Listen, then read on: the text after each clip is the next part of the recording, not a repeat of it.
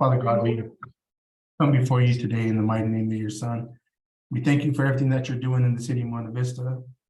We thank you for everything that you're doing in the San Luis Valley. We ask that you will continue to do your work here and allow your work to go through us. In the mighty name of your Son, Yeshua. Amen.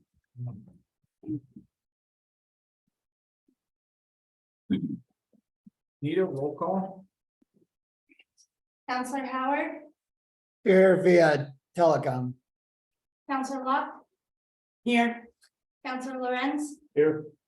Mayor Pro Tem Segala, Here. Mayor Becker, Here. a quorum is declared. We have any modifications to the agenda?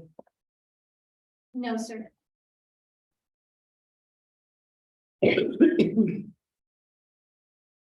Approval of consent agenda.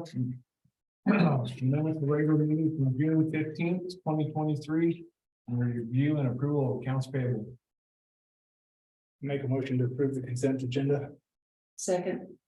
Been moved and seconded to approve the consent agenda for the regular minutes of the regular meeting from June 15th, 2023, and review and approval of accounts payable. Is there any discussion? Unita? Counselor Howard, Yes. Counselor Locke, Aye. Counselor Lorenz, Aye. Mayor Pro Tem Segala, Aye. Mayor Becker, Aye. motion carries to approve the consent agenda. Okay, citizen comments? Any citizens out here that want to comment? I do, Jim. State your name and write it on that paper up there. There's no paper. Scratch it. I put your name down. You're right. Thank you. I just wanted to say that I think it's really neat the way that everything's coming together here in the city. Like Larry Gardner today, he went and he gave a bunch of the folks that helped with his Dragon Main event, like those, he gave them like those special thank yous and everything. And I just think it's really neat the way that everybody just keeps coming together no matter what happens to us. Because we've had like tons of bad stuff happening here in town, and I just think it's neat that everybody's still coming together as a community. So I just wanted to say that. That's all, Dan. Thank you. Thank you. Thank you for sharing. Anybody else? Okay. We'll go to scheduled appearances. In order to be in the scheduled appearance, you have to get with the city clerk no later than noon Monday prior to the meeting. We're going to do the explanation of the intergovernmental agreement, IGA, which will impose regulations and procedures upon any entity or person attempting to export water from the San Luis Valley to areas outside its boundaries in the Rio Grande Basin. Good evening, commissioners. This is Jeff Williamson, Water Rights Counsel to the city, appearing remotely. Sorry, I'm not there in person tonight. I just wanted to give you a brief overview of this IGA that you may have read about or heard about. I guess talk about three things. First, talk about what it is, talk about where things stand right now, and then finally, the city of Monte Vista's role in it. And then I'd be happy to take any questions along with Gene Farish, who's been working on this with me. What we're talking about here is an IGA that is being developed by the Council of Governments or the San Luis Valley COG, really with the goal of providing a layer of local regulation over proposed water projects that might export water out of the valley. I think most of you are familiar with, some recent proposals to do that that are no longer, they seem to pop up every few years. But this is on the heels of the most recent proposal. This concept has been developed to try and give counties and local governments control over projects where water may leave the valley. It would not ban them outright, but it would provide an extra layer of regulation. So what does all this mean? It's a little complicated, so I'm going to try and just go through it step by step because there are really, I think, 2 or 3 different layers. The first is the IGA itself, which is currently in draft form. And if entered into, it would be between all of the counties in the valley, along with, I think, nearly all of the municipalities, towns and cities. That's how it is set up. And the IGA itself is really just an agreement among all of those governmental entities to say, hey, we agree that the development of water projects involving the export of water is a matter of concern to the communities of the valley, and should be regulated. And it sets up a planning board that would have oversight over that. But that entity would not itself, or the planning board would not be issuing permits. So that brings me to the second layer, which is then once all the municipalities and counties enter into the IGA, they would each approve their own regulations under 1041, which is a state law giving local control over a variety of topics. And the substance of those regulations has not been drafted. So that's kind of the substantive step where we're not there yet. But the idea is that each entity, like Monte Vista, would have its own regulations over the development of water projects that involve export. So the way this would work is that if somebody came to the valley with a project, or someone in the valley had a project proposing the export of water, they would need to apply for a permit to the regulating jurisdiction. So if it was a project that was taking place in Monte Vista, they would apply to the city for a permit under the city's regulations, which again are something the city would adopt down the road. But then that permit application would go to the joint planning board under the IGA for their review. And so you would have essentially a broader set of eyes from throughout the valley looking at the application, and would then provide a recommendation to the local government. So it would provide a recommendation to the city as to whether the application should be approved or not. But ultimately, it would be up to the city or other local government to approve or deny the application.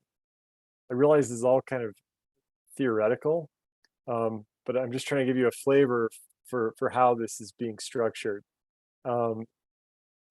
Essentially, where we are right now is that over the last few months, the IGA itself has been developed. There's been no draft that I've seen of actual regulations that are being proposed to be adopted by the different participating governments. I know that at least two counties, I think Alamosa County and Saguache County, have adopted or agreed to sign on to the IGA.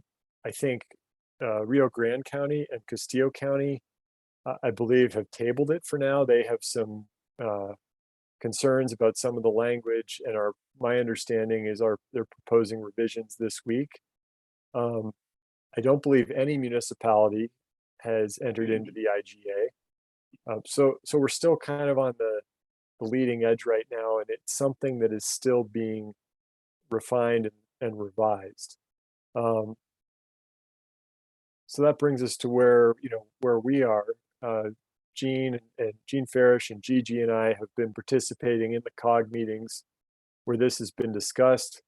We've been in communication with the COG's attorneys, who are really the lead drafters on this, regarding specific language questions, really with the goal of ensuring that anything the city might enter into does not have unintended consequences.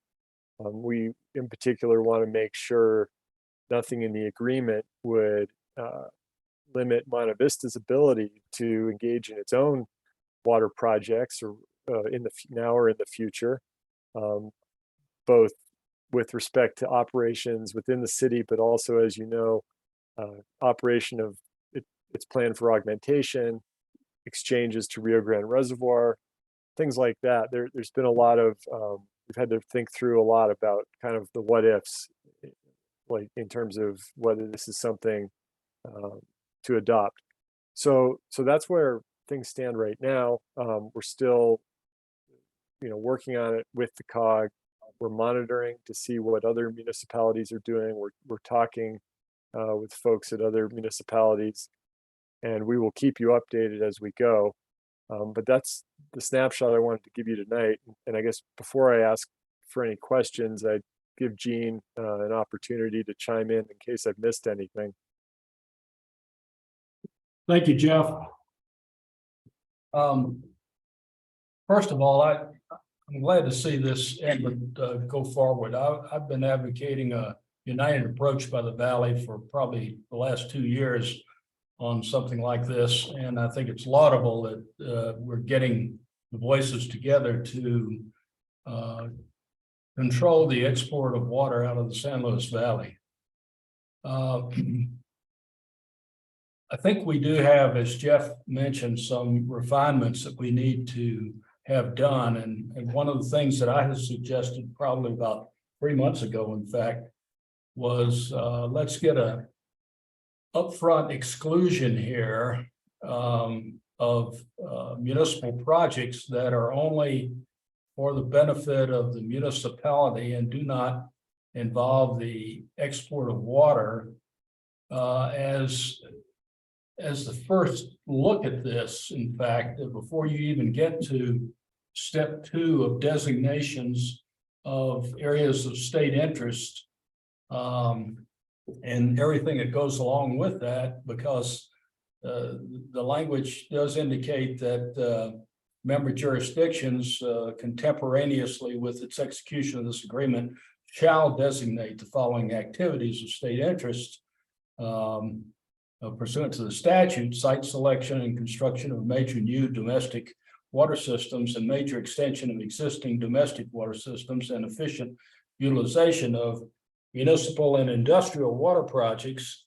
And then in 3.3, once the member jurisdiction designates an activity, no person shall conduct such activity until regulations have been adopted and the activity has been reviewed and permitted pursuant to this agreement. And that, I'm sure it wasn't the intention, but that could be read as mandating that the towns and cities designate their water projects as activities of state interest. And once they do so, they can't conduct that activity without the adoption of regulations and review, even though the next section goes into the exclusion in section 4 of projects that if it's not a project, in other words, for exported water, but the way it's postured, I think maybe the exclusion should be prior to the mandate, in other words. So I think there's some refinements we would like to see just to protect the cities and the towns. And that's what Jeff and I have been basically discussing. And I'm sure that we can get to a point where everyone is satisfied with something that can go forward here, because it's something that does need to be done. But I think we got a little work that needs to be done on it. Agreed. Thanks, Gene. Council members, does anyone have any questions about this IGA or the process? Gene, you were speaking of exclusions. How do the sub-districts and frankly the farmers come into this with their water projects? Are they gonna, is this just adding a layer? Good intention though it may be to protect the valley, is it just adding a layer that's gonna hinder sub-districts and farmers from carrying on with their activities? You know, what effect that agreement would have, I don't think that's really been discussed in any depth yet, to be honest with you, about the sub-districts and how that might affect what the sub-districts are doing. It's aimed at simply prohibiting the export of water out of the valley. That's the main thrust of the whole thing. But if the city needs an exclusion, then most likely the sub-districts would as well. yeah, that's correct. I'm sure everybody would want to make sure that they're being included and not having to go through a convoluted process of applications to a joint planning board every time they're doing their own water project in the valley, whether it's the sub-districts, the municipalities, the county, special districts, or what have you. I'll also add, Councilmember Lorenz, that as currently drafted, there are specific exclusions in the IGA for any operations that involve providing augmentation or replacement water within the Rio Grande Basin for the purpose of replacing injurious depletions. There's also a specific exclusion for any project that involves the export of water that actually remains for eventual use within the Rio Grande Basin.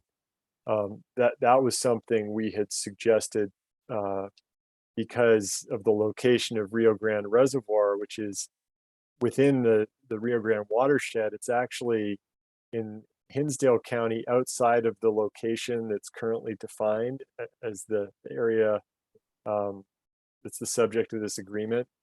So there are a couple of things in the IGA like that I think, you know, if I was in the sub-district shoes, I think I'd be pretty comfortable with their operations not being covered here. But that's the current Trans Mountain exchanges that occur. Have they been contemplated at all, or? I'd have to go back and look at the language. That's definitely that has not been discussed specifically at meetings I've participated in, but there's been a lot of discussion, I think, both in and outside of those meetings. I think arguably as drafted, the language, you know, I don't really want to provide an opinion on it right now, but I think my read of the language is that, you know, if their operations, if those Trans Mountain exchanges are being used for the purpose of you know, augmentation of water rights in the valley, I think that would be excluded from any sort of regulation under this process. You know, that occurred to me too, and I think you're talking about a Squaw Creek up there. Or... No, actually, we have it. So on the Canea, on the Castilla side, there's exchanges that leave the valley already. These are water rights that are high in the Trinchera range that go over to La Vida. These are water rights that have been established in the past. This isn't something new. Right. And not to throw a red herring in the whole thing too, but you know, our water, we have water stored in Rio Grande Reservoir, which is Nobody wants the food yet. They all.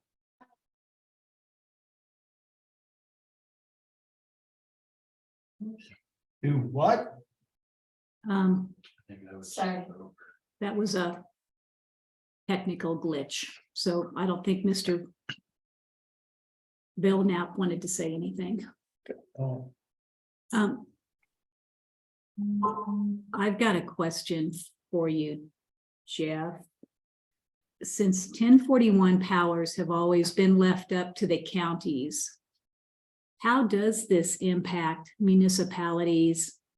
If, for an example, ABC municipality had excess water and they wanted to sell it to their neighbor in northern New Mexico?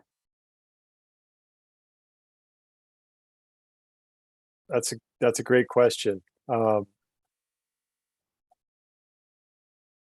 I think the way, well, the county city question is an interesting one, because even though 1041 regulations have historically been used primarily by counties, it's not unprecedented. There are other municipalities in the state that have adopted 1041 regulations for various things. Nothing in this. I will say that this sort of regional approach combined with 1041, in my experience, is new, and that's what makes this a little novel. On the question of selling, water, I think as I read the draft, right now, the triggering thing depends on the regulations, but it's really aimed at projects and the development of projects, and there's, I think, some wiggle room into how that could be interpreted. That's something we're still looking at, Gigi. I think that arguably depending on what infrastructure would be used or how that water would be delivered, it could fall under the regulations under this process. Yeah, I mean, okay. that's the thing that, right, the water leaving the valley is the thing that this is aimed. Again, it wouldn't ban it. It wouldn't prevent the city from doing that, or anyone else, but it would trigger this additional layer of review. So it would, let's see, so in this case, then a municipality would be treated like the county as far as then this additional layer of the process to go through.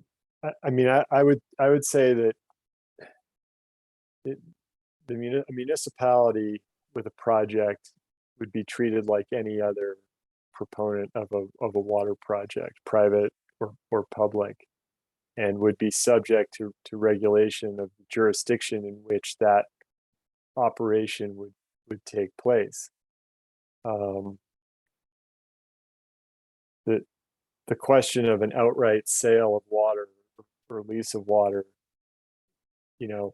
by just putting it in the river, leaving it in the river, is a tricky one that I think we'd have to think a little bit more about and maybe talk further on. Well, so, and for council, we're not asking you for anything tonight. This is just for educational and for you to contemplate and think about. But what I'm trying to think of, Jeff or Jean, is how does this impact Monte Vista if we did sign on to it, or if we just sat silent on it? I think there's two ways I see, and Jean may have others, but I think the first impact, if we sign on, is that we are then essentially committing to then adopt our own 1041 regulations. So the city would become a 1041 permitting entity for new projects involving the export of water from the valley. So anything, water users or entities within the city that seek to export water from the valley would need to come to the city for a permit. That would trigger the process I talked about earlier, where then it goes to the IGA committee, essentially, and we'd have to act on that. So it would that's one immediate impact, I think. The second impact is then, as a water user itself, the city could potentially be regulated depending on what we do. Now, I think Jean and I have taken the approach of making suggestions on the draft to avoid that second impact. At least with respect to our current operations and potential future operations, so that the city can operate its water rights and water infrastructure without having to have that be under review by the planning board. But I think those are the two primary ways I see the city being impacted. So, the thing I didn't want to see happen, and I'm not sure that that's a realistic possibility that it would, but section 6.3 of the agreement says that any member withdrawing from the agreement shall be bound by its terms for 5 years after the date of withdrawal. So if the municipality has to submit its project to the joint planning board after performing its own analysis of the project, and there's any delay by that board, we're in the middle of a hog plan right now with the city, and the whole grant situation and looking for things like that could be impacted by that. So we don't want to be stuck in something that we can't maneuver out of, even though that may not have been the intent of the agreement to begin with, if somebody wants to raise some issue there. So those are the types of things that I was looking at, that, well, it's great to have a united approach, but let's get the upfront stuff up front. Rather than having to come into it secondarily saying, but our project's excluded, and we don't want to have to argue that before some board, in other words.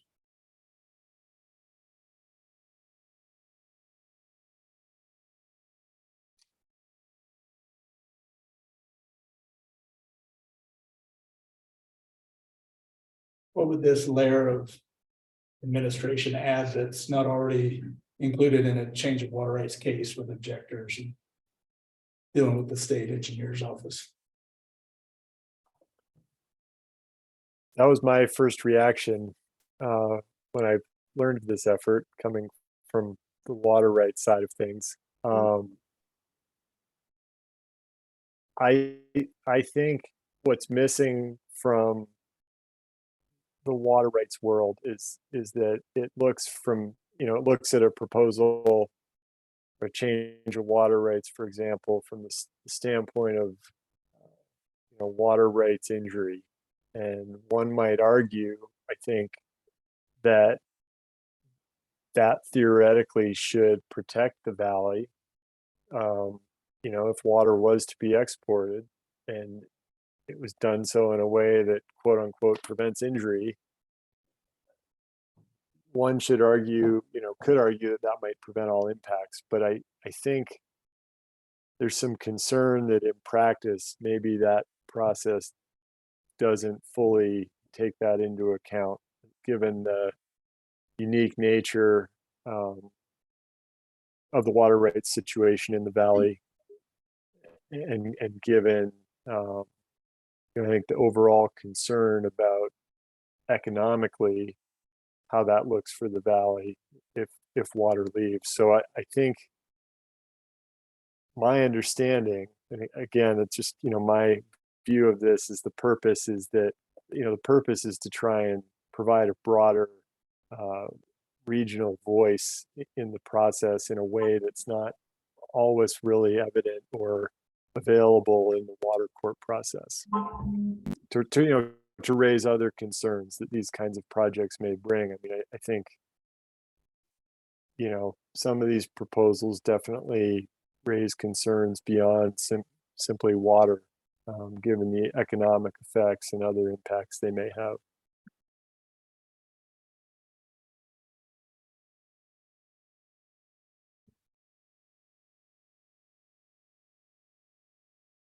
So, if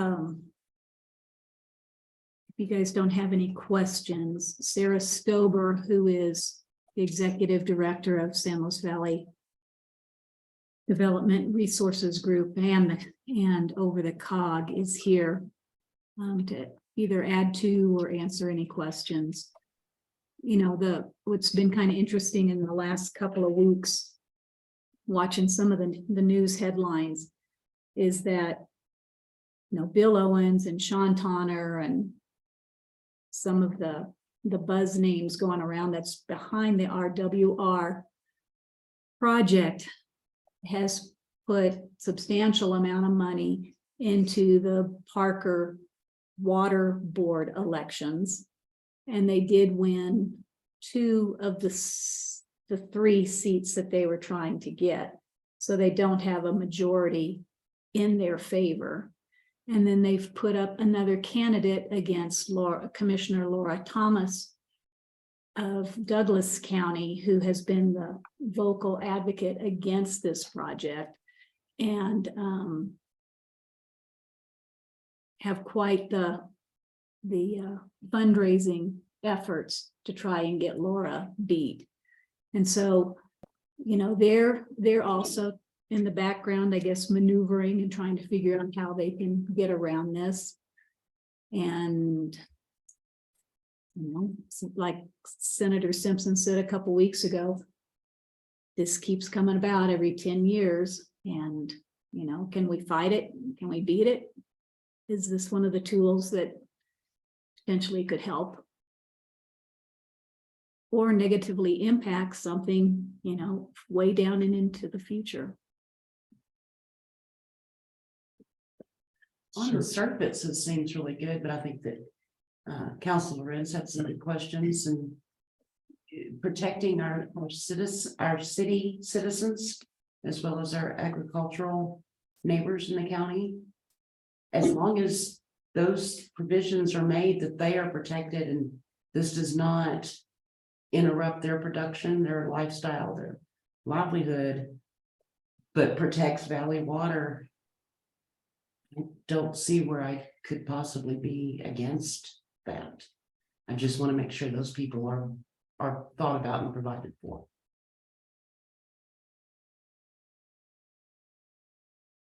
Sir, do you have some stuff you'd like to add? Sure, thank you.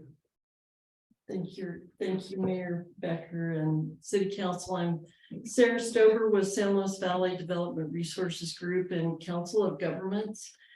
I have had the incredible task of working to facilitate and convene this project on behalf of the Valley.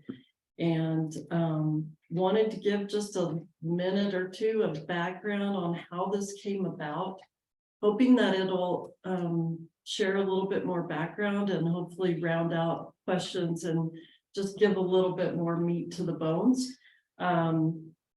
Water's been an issue here in the Valley since we started ag production and center pivot farming. So as the drought came about and water resources have become more tight, those conversations with how do we manage ourselves better has continued. Many of you are involved in that and personally affected by those outcomes.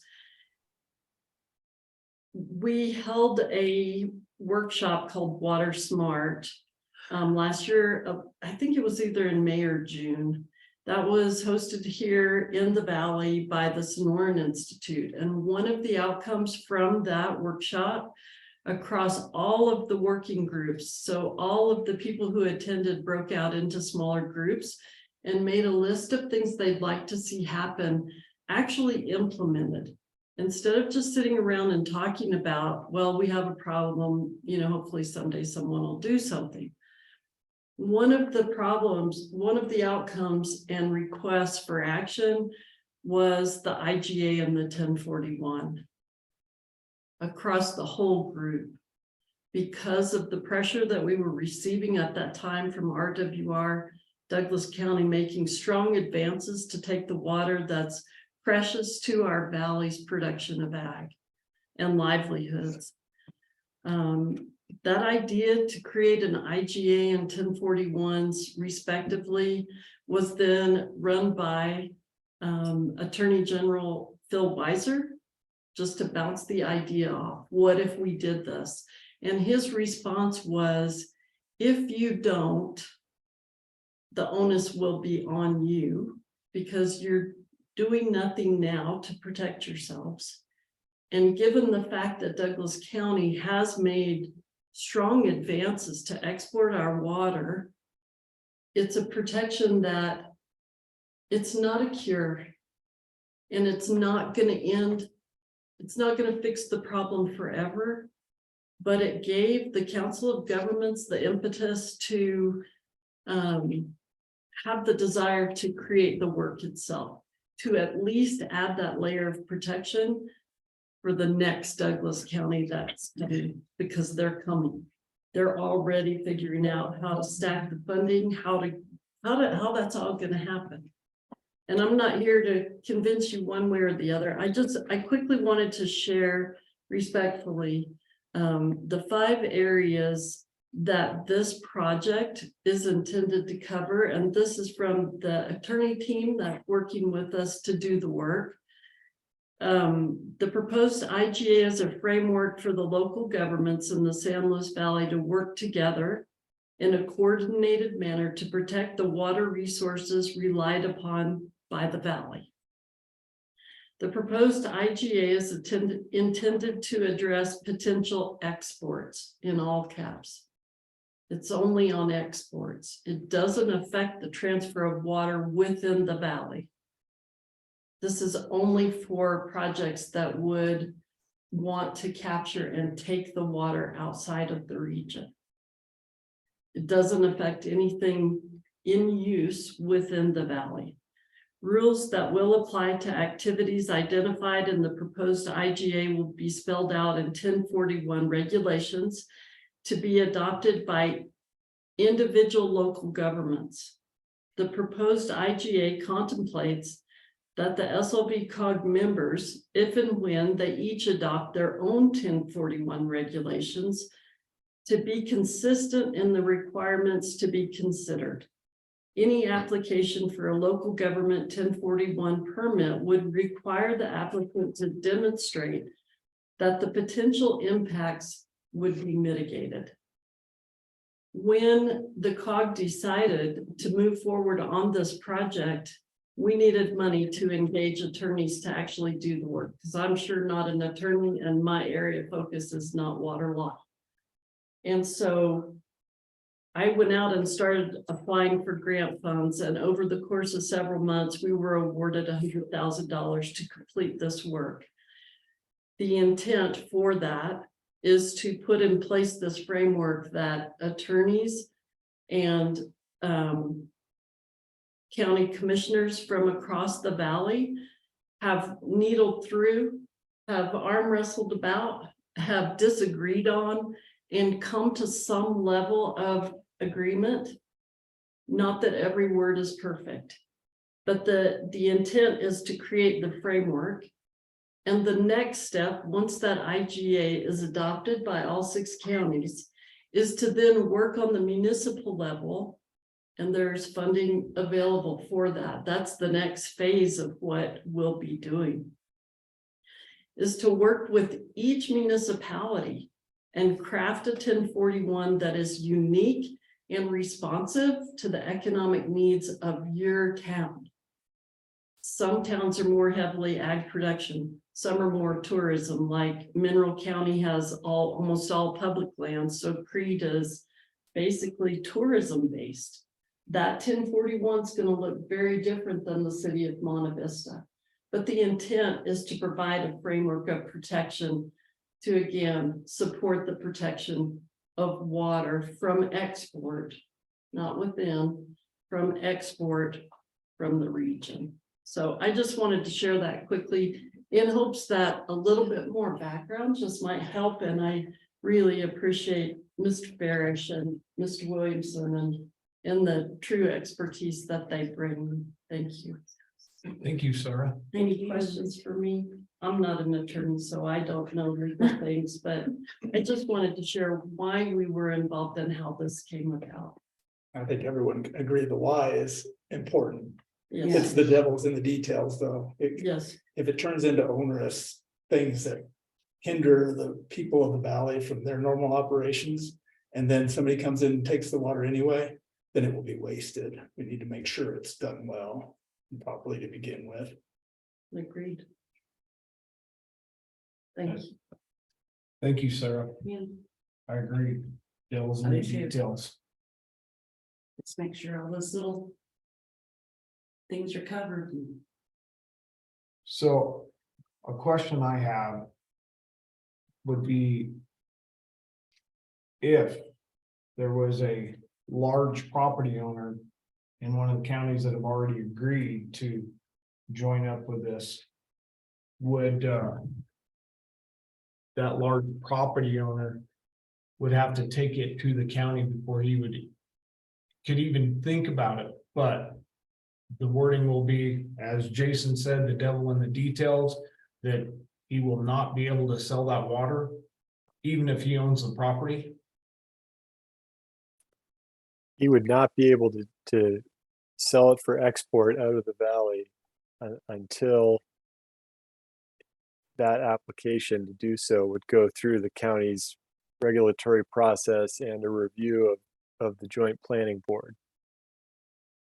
So in terms of, there's kind of a little trick with respect to timing here, because even once the counties and any municipalities sign the IGA,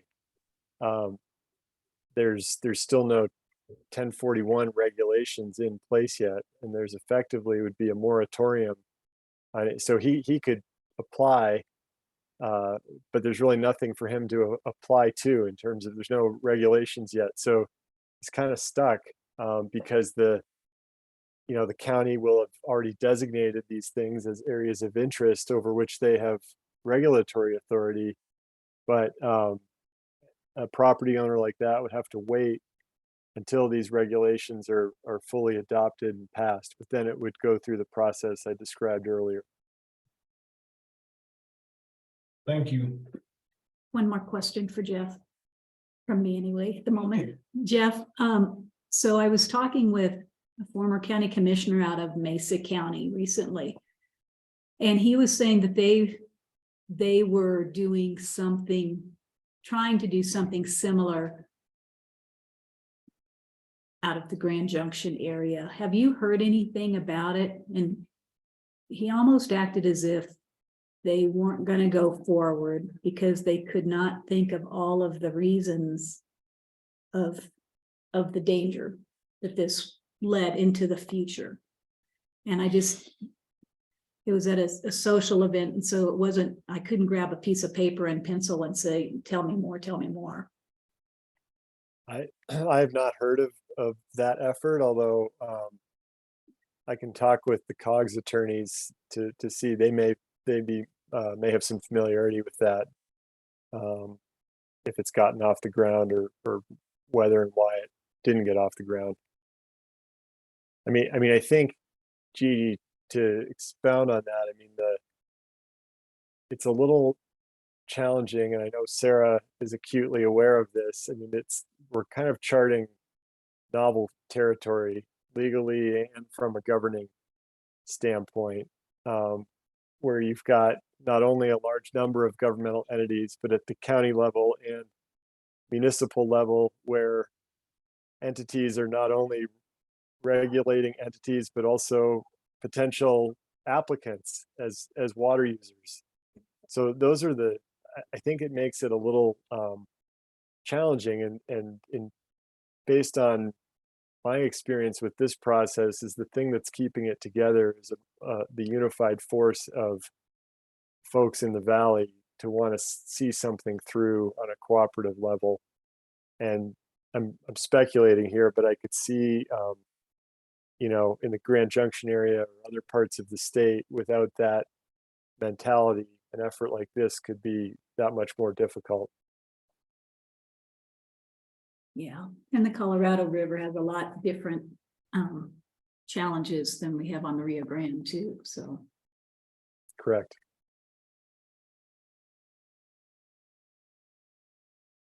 Any more questions? I will send you all the draft of what the language looks like at this point. And,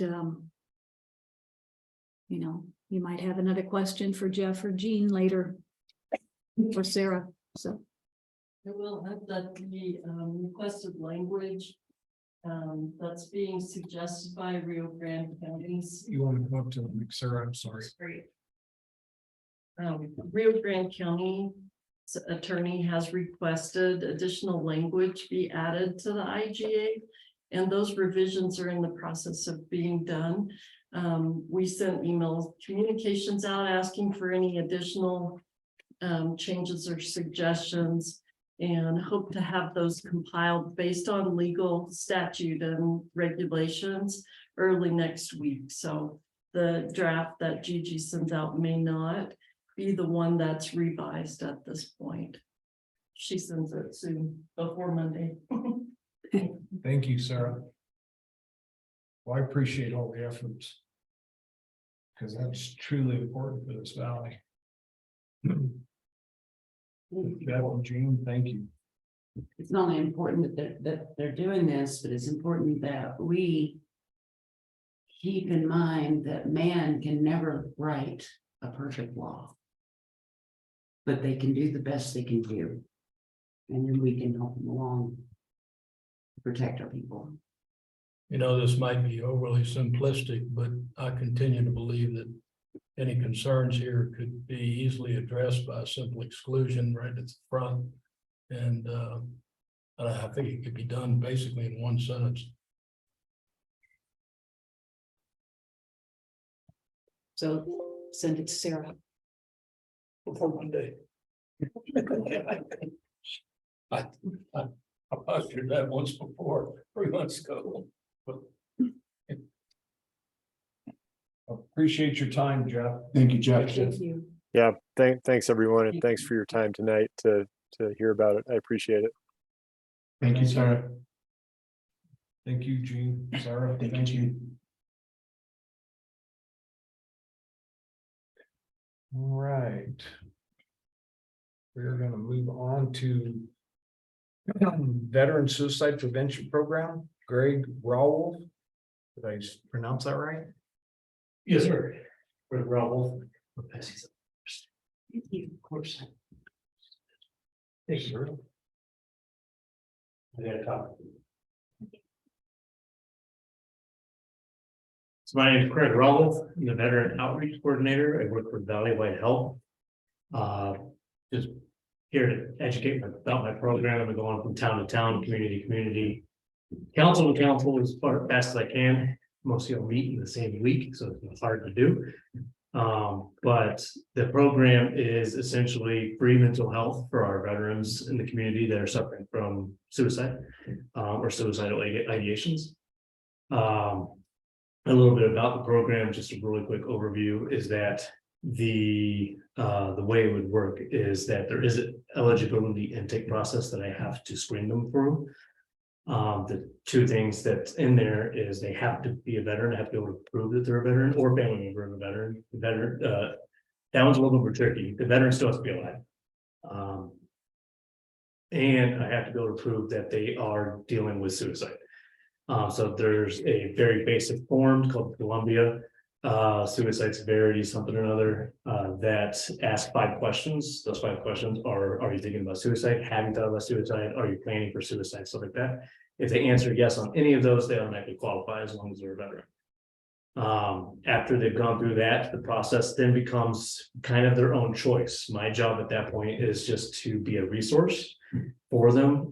So they can see someone with the VA, they can see someone with Valley-Wide, they can see someone with behavioral health group, whoever they choose to go through. My job is just to make sure that it's paid for through the VA. The process at that point would be, if they're not already enrolled in benefits, I can get them with the VSO, or I am a trained VSO working on accreditation, so I can get that filled out for them and done as well. Then we can move on to getting them through either VA or community care. If they're already enrolled, it's just a matter of who they choose to go through based off of their preferences on whether it's Valley-Wide or not. I think I would say the 3 months I've been doing this, the biggest complaint I've had is that they don't want to do telehealth. That's why almost everybody's gone through Valley-Wide or behavioral health group so far. And then at that point, all I do is I keep up with them at 30-day intervals, just to make sure that they're still going to their appointments, and to help them with any other things that they feel like they may need. At that point, again, I'm just a guide and a resource tool for them.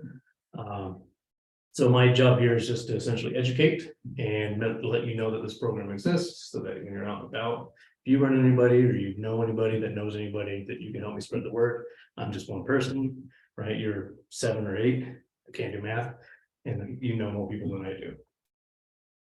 Any questions? Is there any other, and this is very important. What other, is there anything else out there for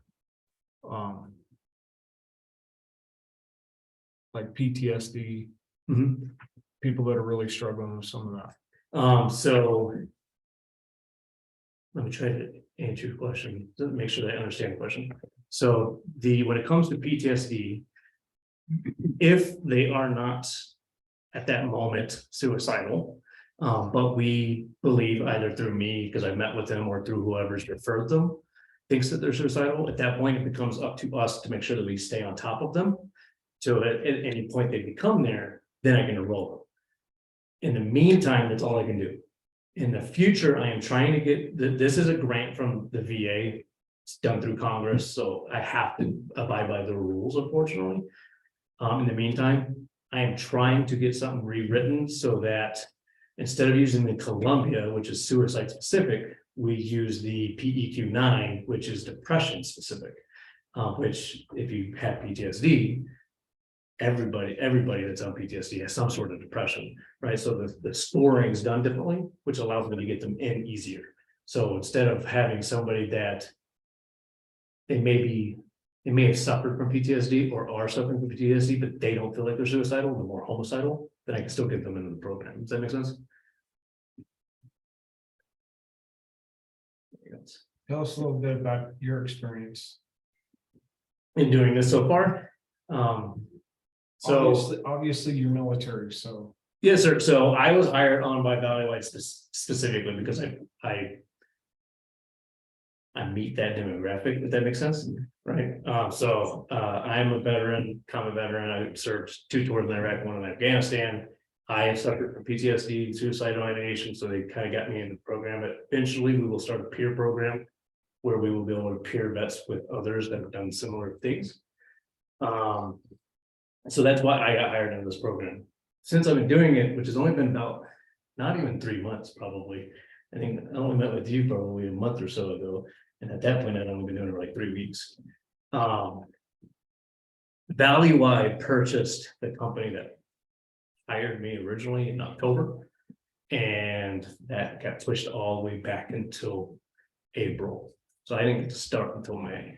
So far, I've had a lot of great luck with getting out into the communities and trying to at least broadcast that this is a program. So for instance, I've met with almost every community I can think of south of Alamosa.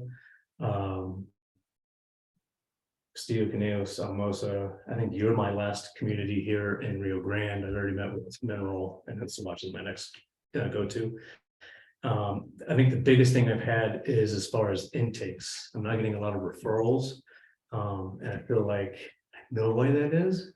And I'm working on that on the back end.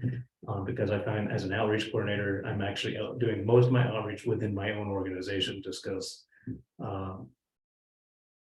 veterans don't appreciate the VA and they don't appreciate the behavioral health people here in the Valley either. So I'm trying to help bridge that connection to get that done. Thanks, Jerry. I noticed on here participants must, cannot be dishonorably discharged or dismissed by reason of court. Yeah, Is so there a way we can? so that verbiage comes along with what the federal government determines as a veteran. And there's 3 pieces of legislation I have that can help with that. So for instance, I have had a veteran who was other than honorable, or sorry, was under court-martial, but we're still able to get her in because of PTSD specific issues that she has. So there are leeways and there's things, there's kind of like ways I can navigate around it. Right. I will add that whether they fit that criteria or not, we still want to at least eligibility screen them. Because when this goes back before Congress again in 2 years, you know, we may be able to fight, hey, that we're seeing a lot more of these veterans that require this help, but they're not eligible under these current criteria. And the only way to get that to change is to have that the statistic. The data. Right, exactly. Because when it comes to suicide, it's really not about sitting in judgment over something anybody's done. Exactly. And then also, it doesn't apply to everybody, but specifically, for instance, our LGBTQ, I don't want to miss any of the letters. When it comes to them, when they were discharged, if it is other than honorable, and it was because of that, we do now currently, because of Congress, something Congress passed, we do have the ability to change that status. Unfortunately, it's take a few months, but we get that status changed so that they no longer don't qualify to be a veteran. If that makes sense. So we get them to benefits that way. Yes, ma'am. So Craig, you said you're a VSO. Are you, Yes. or training to be? I've gone through training. I'm currently in OJT mode, which is just shadowing somebody else that's been doing this for years because, you know, it's very hard, difficult job. I'm working on accreditation currently with the state. Okay, and so being a MVSO as Veteran Service Officer, it with that status then, because each county has a VSO, Yes, ma'am. are you representing a specific county or region, or are you still an employee of behavioral health or Valleywide? So I am an employee of Valleywide. My VSO accreditation is through the American Legion and the VFW. So I can help any veteran who qualifies to be a veteran, regardless of the county.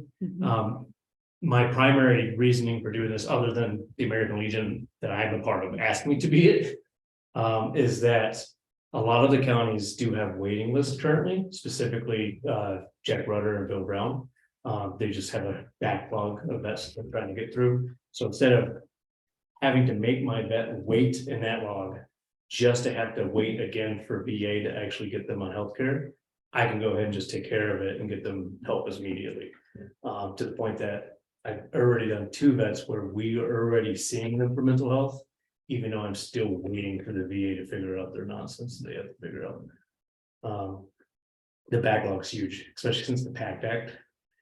And they're just, we don't have enough VSOs in the county, in the valley, to be honest, in the state. And then we also have VSOs that people can't get a hold of. So for instance, Dave Marquez and Robert Lockwood, they don't pick up the phone, so those vets aren't even serviced. So that's my job, is to kind of help fill in those gaps. So are you working also with the San Luis Valley Veterans Coalition? With Robert Hagley, yes, sir. Oh, yes, ma'am, excuse me. Which he's also a VSO, registered VSO. Right, okay. And then we've been working on, and you guys know about this, I just haven't updated you lately, but with Mount Carmel. Well, they just moved to Pueblo. Yes, ma'am. Yep. And so we are going to be putting making an office space available for them here at City Hall. And so they are in the process right now of hiring an AmeriCorps veteran to see if they can't help provide some of those wraparound services and things. So your presentation is timely so that we know how to pass on some additional information. Yeah, they're a great resource. They're in my resource guide. Unfortunately, there just isn't a lot here in the valley when it comes to resources. Most of my resources lie, unfortunately, in Pueblo, Colorado Springs, or online. So for instance, when it comes to telehealth and online specific things, I've gotten my post in Castilla County, and I'm working with the other posts here in the valley as well. We're going to start offering once a week free Wi-Fi so that you could come to our location and access those services if you don't already have available where you live. So for instance, where I live, I don't have cell phone or internet, it doesn't exist.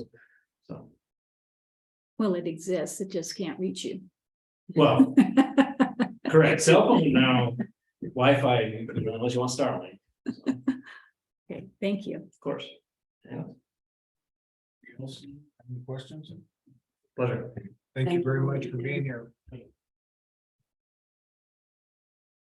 Needle Spring, Mr. Vance. Yeah. Good evening, council. As you all probably know, I did hold 2 public meetings on the topic of mosquito spraying. Our first was held May 31st. The second meeting was held on June 7th. The purpose of the meetings was to educate the public in regards to our mosquito control operations, and to also kind of hear from the citizens as to what they want. Just to give council a little background, over the last few years, our do not spray list has grown fairly rapidly. We're upwards over 30 now. So I just think it was time, kind of like what we did a few years ago with our snowplow routes, is just take a look at our program, see if there's things we need to do differently, see, just kind of get a baseline from what our community wants. So first meeting held on May 31st had about 30 participants. I did a short PowerPoint presentation that just really outlined our mosquito control operations. And then I kind of opened the room up just to hear from the participants. The room itself was fairly split in half, with half the room against our current spray operations, and the other half was for the spray operations. A large percentage of those that were against our current spray operations really wanted us to do more of a comprehensive program to include testing and some other items that we currently don't provide. During the meeting, some of them suggested that maybe we look at bringing Alamosa mosquito control in to speak, and some other ideas as far as testing and some things we could look at on our program, all of which I made notes of. For the second meeting, I did decide to go ahead and bring in Sarah Cantu from the Mosquito Control District, just to give a different perspective and somebody that does it as a full-time basis. Because for us, it is an extra duty that Public Works does. My staff, they work their normal 40-hour week, and those that volunteer, then each week, 2 people go ahead and do our routes and spray here as an extra duty. She was kind enough to go ahead and indulge her request, and with her experience and them being a taxing entity, their program is really a lot more comprehensive than ours. Unfortunately, the second meeting only had about half the people that we did. But Sarah did lead a really good conversation, and she was able to answer a lot of the questions. Dale was able to go there. It was a really good discussion that we had, and that she was able to talk about some of the things from her specific talks that she did, was she kind of explained the threat of disease, and that for our area, while it exists, the relative threat is fairly low. We have 7 species of mosquitoes. Of that 7, 1 species generally carries West Nile. They don't really emerge until this time of year, July. So when we start spraying in June, end of May, June, there's really not any mosquitoes that carry the disease is at that time. So it's really up until July that we need to really start maybe looking at that, if that's something council would like us to start doing. Alamosa's mosquito spray district, they test every day. So they're constantly testing. And then they put notices out if they do find it. I don't know, Dale, at this point, did you want to say anything on how that meeting went since you were there? The one that I was at, Sarah, the information that lady had is very, very good. Very, very informative. And I think, and we talked about it that evening about educating the community in regards to that. Because there's so many people that didn't know. I mean, being in the chemical industry, I had no clue. I learned a lot that evening. So did I. I really thought it was really good, and I thank you for that.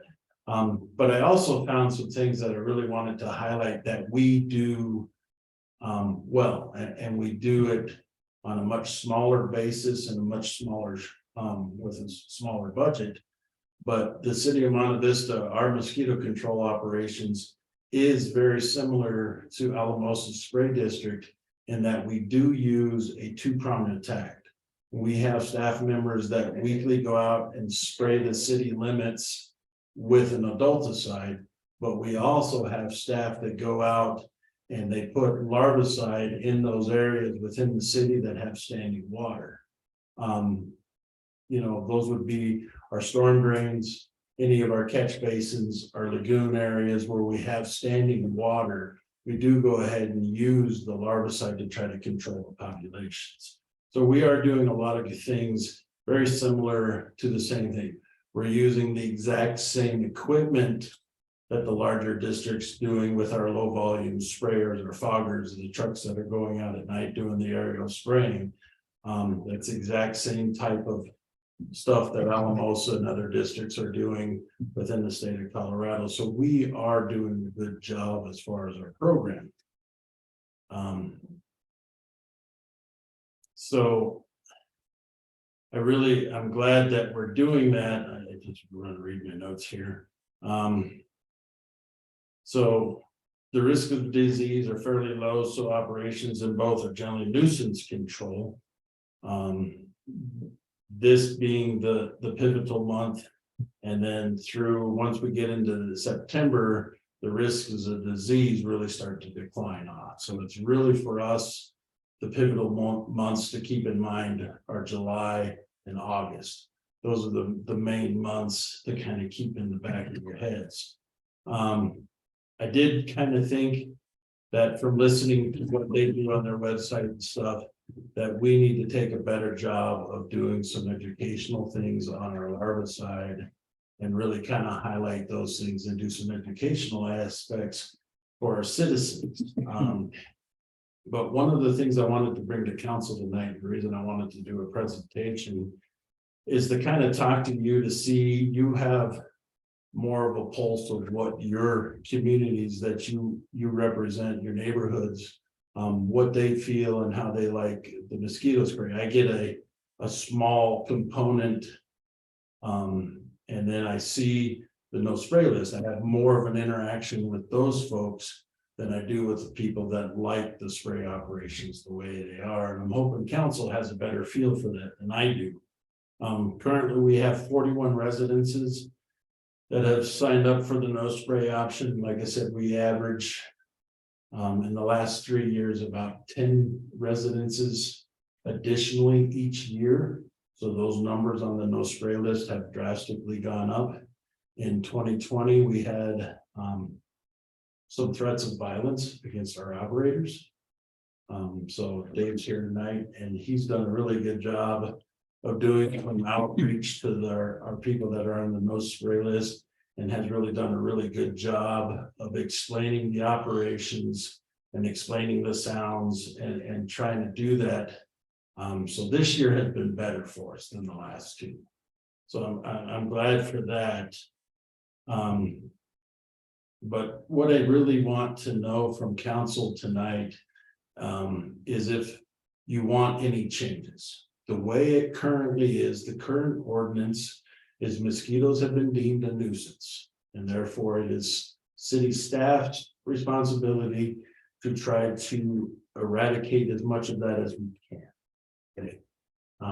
So therefore the mosquito spray is there. What I guess what we've done in-house started last year and continued it up until we had this meeting is we are only spraying the city streets. Now, recently we did find an error, and I really want to thank the citizen who knows who we called. Thanked him because when we were doing both the city streets and the alleys, we were able to get the east-west homes as well.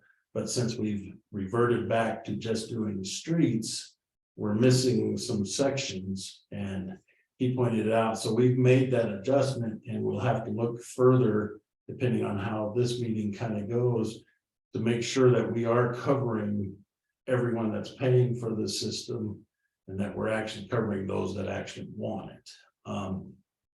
The other thing, which is included in your packet, I did put in there a map that shows you how difficult it is for us to have people that want sprayed and people that don't. We have a block in town where there are 3 homes that want to be sprayed, and everyone else in that block don't want to be sprayed. So there's no way in that particular map, when you look at it, that we can spray one of those 3 houses without inadvertently having drift get the other house that doesn't want sprayed. So it puts us in a little bit of a difficult situation. Most of the places are nowhere near as bad as that one block. But I really tonight kind of wanted to open it up for questions, that if council had any questions, if you had anything, if you had any suggestions on how you wanted us to move forward.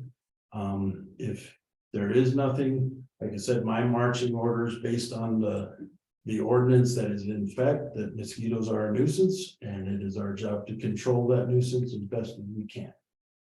So with that, I will open it up for questions or comments. So Rob, if I remember right, when Sarah was discussing how a fogger works. It's 100-foot path, right?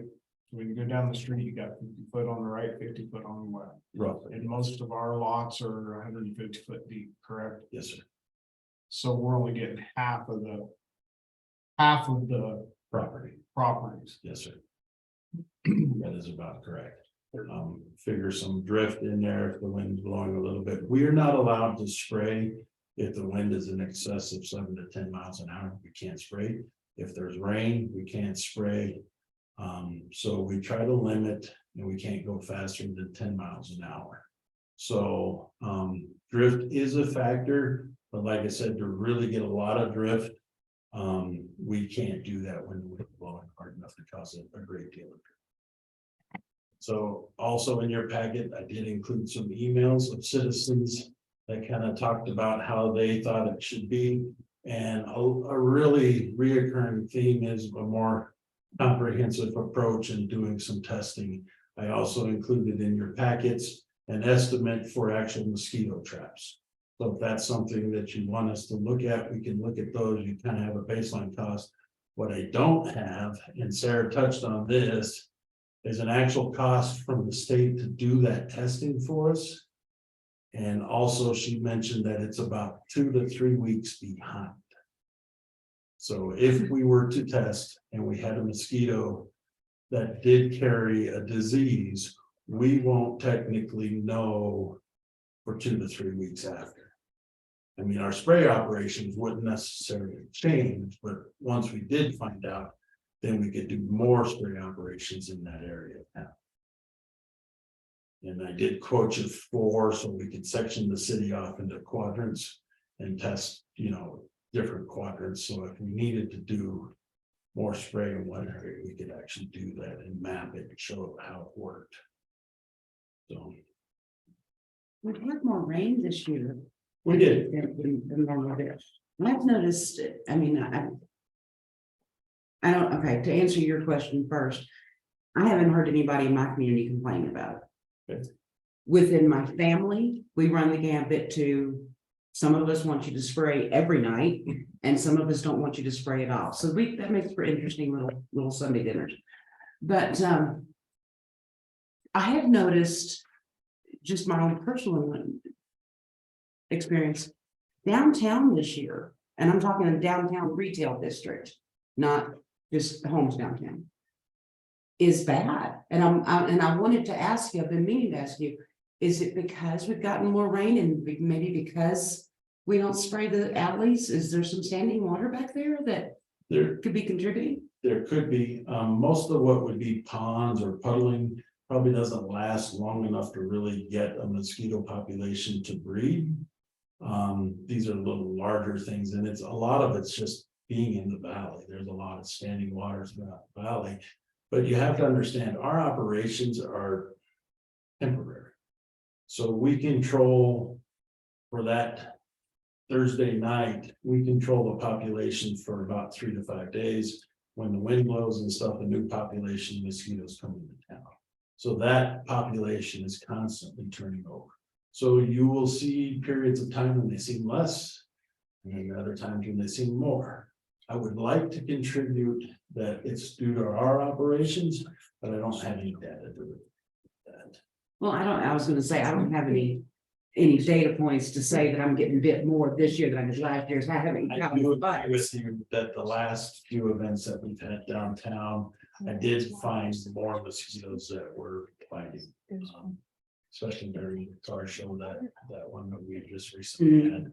Mosquitoes are out about 6, 7 o'clock. You can really tell the difference. Right, because I can walk through my yard and be fine, and I can walk down Adams Street, which I would think would be wonderful, or even Jefferson Street, which I would still think would be great. And they're everywhere. And I'm miserable by the time I get home. Rob, how long does larva sit dormant? You said like 11 years. So that was a new one that I learned on the first meeting, that What was mosquito larvae can actually sit dormant for up to 11 years before they hatch. Yeah, they said that there's a breed of mosquito that will lay its eggs in thinking that, okay, there will be water there Eventually. up to 10, 11 years, and they will hatch. it's an ongoing thing, and like I said, it is really for us, it is becoming, it is very much passionate on both sides. There are people that absolutely want us to spray, and there's another group that absolutely do not want us to use a chemical. You know, and we're trying to figure out how to bridge that gap. You know, Alamosa offers a no spray list, we offer a no spray list. You know, like I said, I heard a lot of things in the 2 meetings that make me feel good. But I also recognize that maybe there's some things we can look at differently. I know Dave's reached out to Dale and to Wilbur Ellis, because they're our supplier. To see if there's other chemicals that we could use, because people here piping on all the time and they get really nervous. It is the best product on the market. It is a very low volume thing, so it's always a touchy subject. Jimmy just walked in the room, so he can talk some of it. So I'm really kind of just want some feedback. So in my area, I think if people are satisfied with the program, Okay, not really looking for any changes. I don't get the sense that anyone's worried about the diseases, so I don't know that testing is necessary. It's more the nuisance basis. Just like, when they're thick, like they've been lately, it's less enjoyable to be out and about, and that's when actually I get more feedback that you'd be wanting to spray more rather than less. I do have a question. So we got 40 on the no spray list. How many residences do we have in the city of Monte Vista? residences, Yeah, roughly about 2,600 total. so 40 out of 2,600. So right now we're still, majority would rather be sprayed, or at least don't care enough to get on the no spray list. That is what yes. The argument that I have heard is that some people are trying to grow organic vegetables in their backyard. And I think that's good, that's great, do that. But maybe in the education process, educate that unless you're growing in an enclosed hothouse, enclosed greenhouse, there are enough pollutants in our air from just humanity living on this planet that anything they're growing that they think is organic is really not. It's really not already. It's really not. And I don't really like that. I don't like the fact that it's so hard to grow an actual food. We call it organic now. We used to call it food. But the fact of the matter is, we've got planes, we've got cars, we've got perfume, hairspray. I mean, just think of anything that you're using. Yes, ma'am. I was just gonna make a comment that, organic to be certified organic, you are not using herbicide and pesticides. Right. Yes. Rory, you need to come up here to the. All right, it's Microphone. that I just interrupted. As long as it's fine, but if you don't do that, then. Okay, It's okay with me. your comment about pollutants. Okay, my name's Jenny Nearing. I'm a resident and I had a year ago started conversations with Rob and Gigi, myself and a friend of mine, Cindy Villa, who's a resident as well. We initiated conversations with Rob about the spray program in the city. So to address your question, you're talking about pollutants, but when you're growing organic food, the objective is to not use herbicides or pesticides. Right. And so, you know, if you're growing organic in your backyard, you're not using an herbicide to kill a weed, and you're not using a pesticide to kill an insect. So because the city is broadcasting a pesticide, then there is no way to grow organically in the city limits. But that is equating that to just the pollutants in our air is not really an apple to apple. I get that comparison. from a certified organic, and of course, the federal government has come up with those guidelines. Right. I'm just talking about actual Well, untarnished food. I mean, we've Yeah. got bees going from one field to another. We've got, there's a big Monsanto lawsuit about that. I think maybe we just need to understand that just because something is certified organic, and that's how it can be Well, but marketed, it's- that's a marketing term. well, yes, but it's your personal choice in your own backyard to not use pesticides and herbicides. Right. But the city has made the decision that a pesticide is going to be applied to everybody. The fact that you might have a no spray sign in front of your house does not mean there's not drift and spray applied to your yard.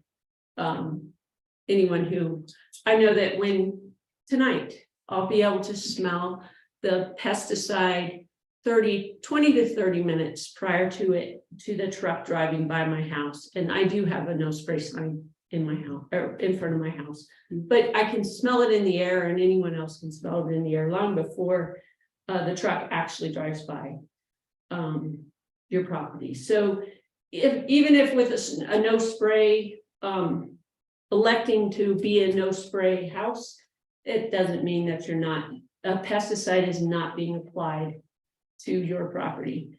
And the city has decided that everyone will be exposed to this pesticide.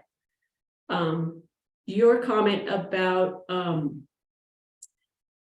those who are on the no spray list, I think there's a lot of people who don't know about the option to get on this no spray list. That it's not well advertised. And then the comment about testing, it is a nuisance. Rob made it clear in all our meetings that the city's objective or the city's spray program is not a disease. It's not based on disease. But I still think it would be important to test how efficient or effective the spray program is. Just to spray and not know what the impact is on, or how effective the pesticide is really, I think, pretty irresponsible. If you as the city have determined that we are going to spray everybody, then you as a city should know how effective it is so that you can measure that cost benefit analysis. You know the benefits because there is a cost, and the cost is the health cost to people personally, as well as impact to pollinators and beneficial insects and other things like that. So, Rob, are there any studies done like existing studies? There are existing studies that show that the chemicals we use do have a knockdown effect on the mosquitoes. It is also proved through the EPA that as long as it is applied according to the manufacturer's detail, it is as safe as it needs to be. And so we gear our program to spray after 8 o'clock. Beneficial pollinators and stuff, believe it or not, they actually go back to their nests and they return home, if you will, for the evenings. We don't start spraying until after they're home. They go in at dusk. We wait until 8, 9 o'clock before we spray. Our spraying, that's when the mosquitoes come out. So if the bees are in their nest, the mosquitoes are spraying, it is that physical contact with the insect that actually kills the insect. It doesn't, if it's on a hive the next morning, it literally has an effectiveness of about 3 hours. So what it does after that 3 hours, it doesn't affect anything. So in the morning when the pollinators come back out, as they leave their hives, they're not getting the chemical, it's not killing them. That has been a scientific proven study that shows that it is not. We are following the manufacturer's thing. We test our machines every year to make sure that our droplet size is correct for the chemical we are using. So we are following EPA guidelines. We are following the manufacturer guidelines, and we're having our equipment tested to make sure that it is in compliance every year. So does that answer your question? There are studies.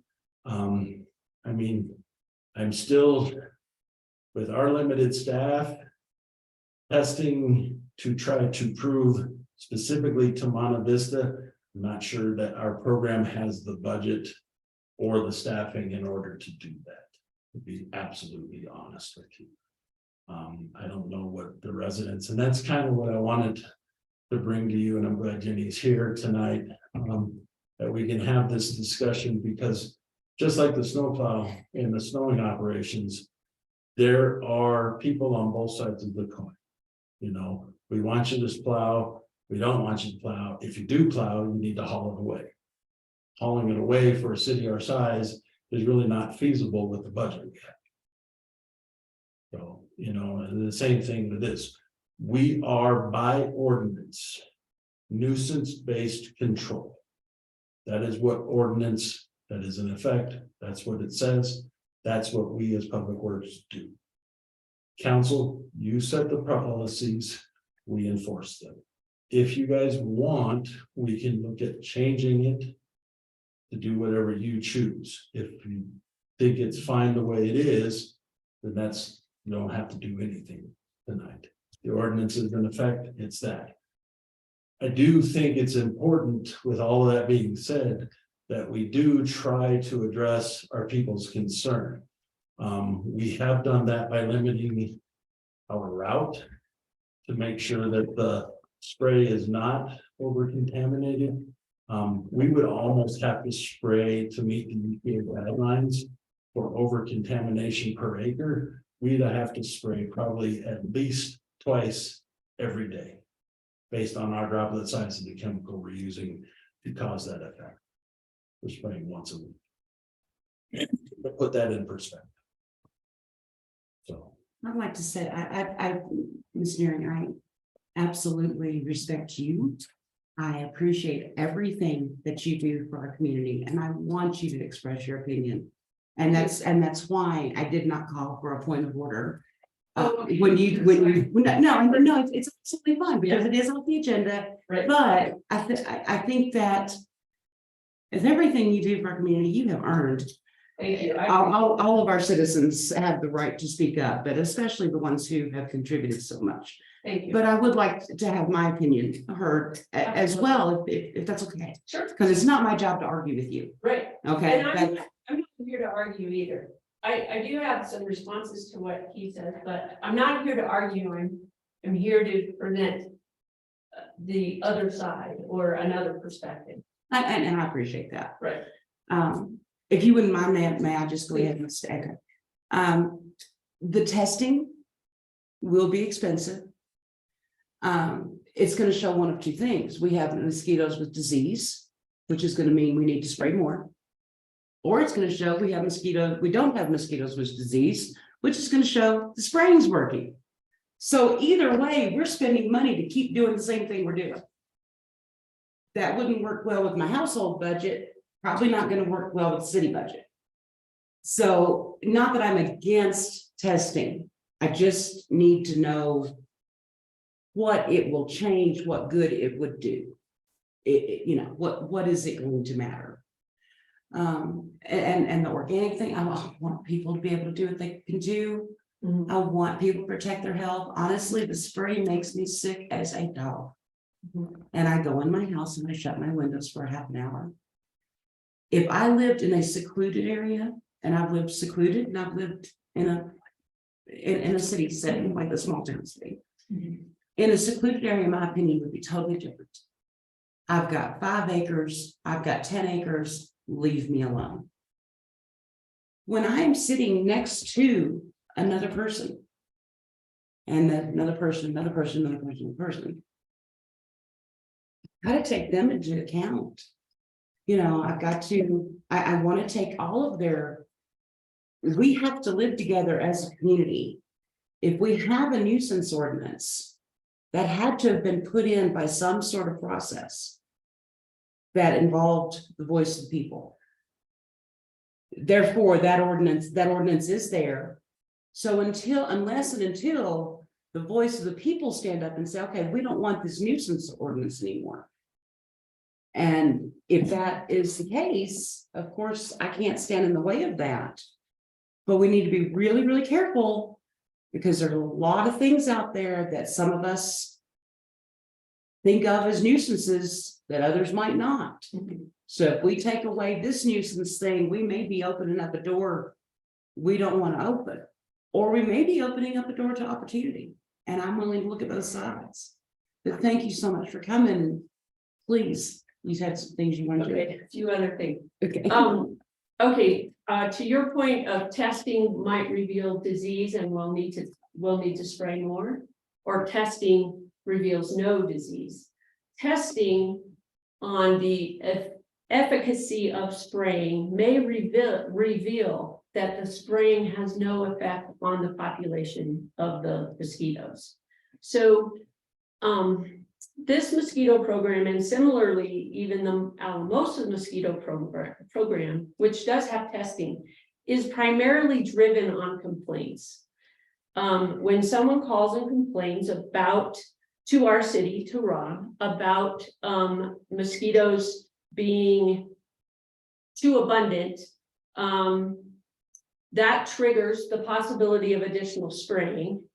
Similarly, in Alamosa, when certain areas of the city express the mosquitoes are getting too thick, they'll go out and spray in other areas, even though they are doing a testing, and their testing is looking for, there's 2 species, I believe, of mosquitoes that carry West Nile virus. That's the only disease we have to worry about in the San Luis Valley.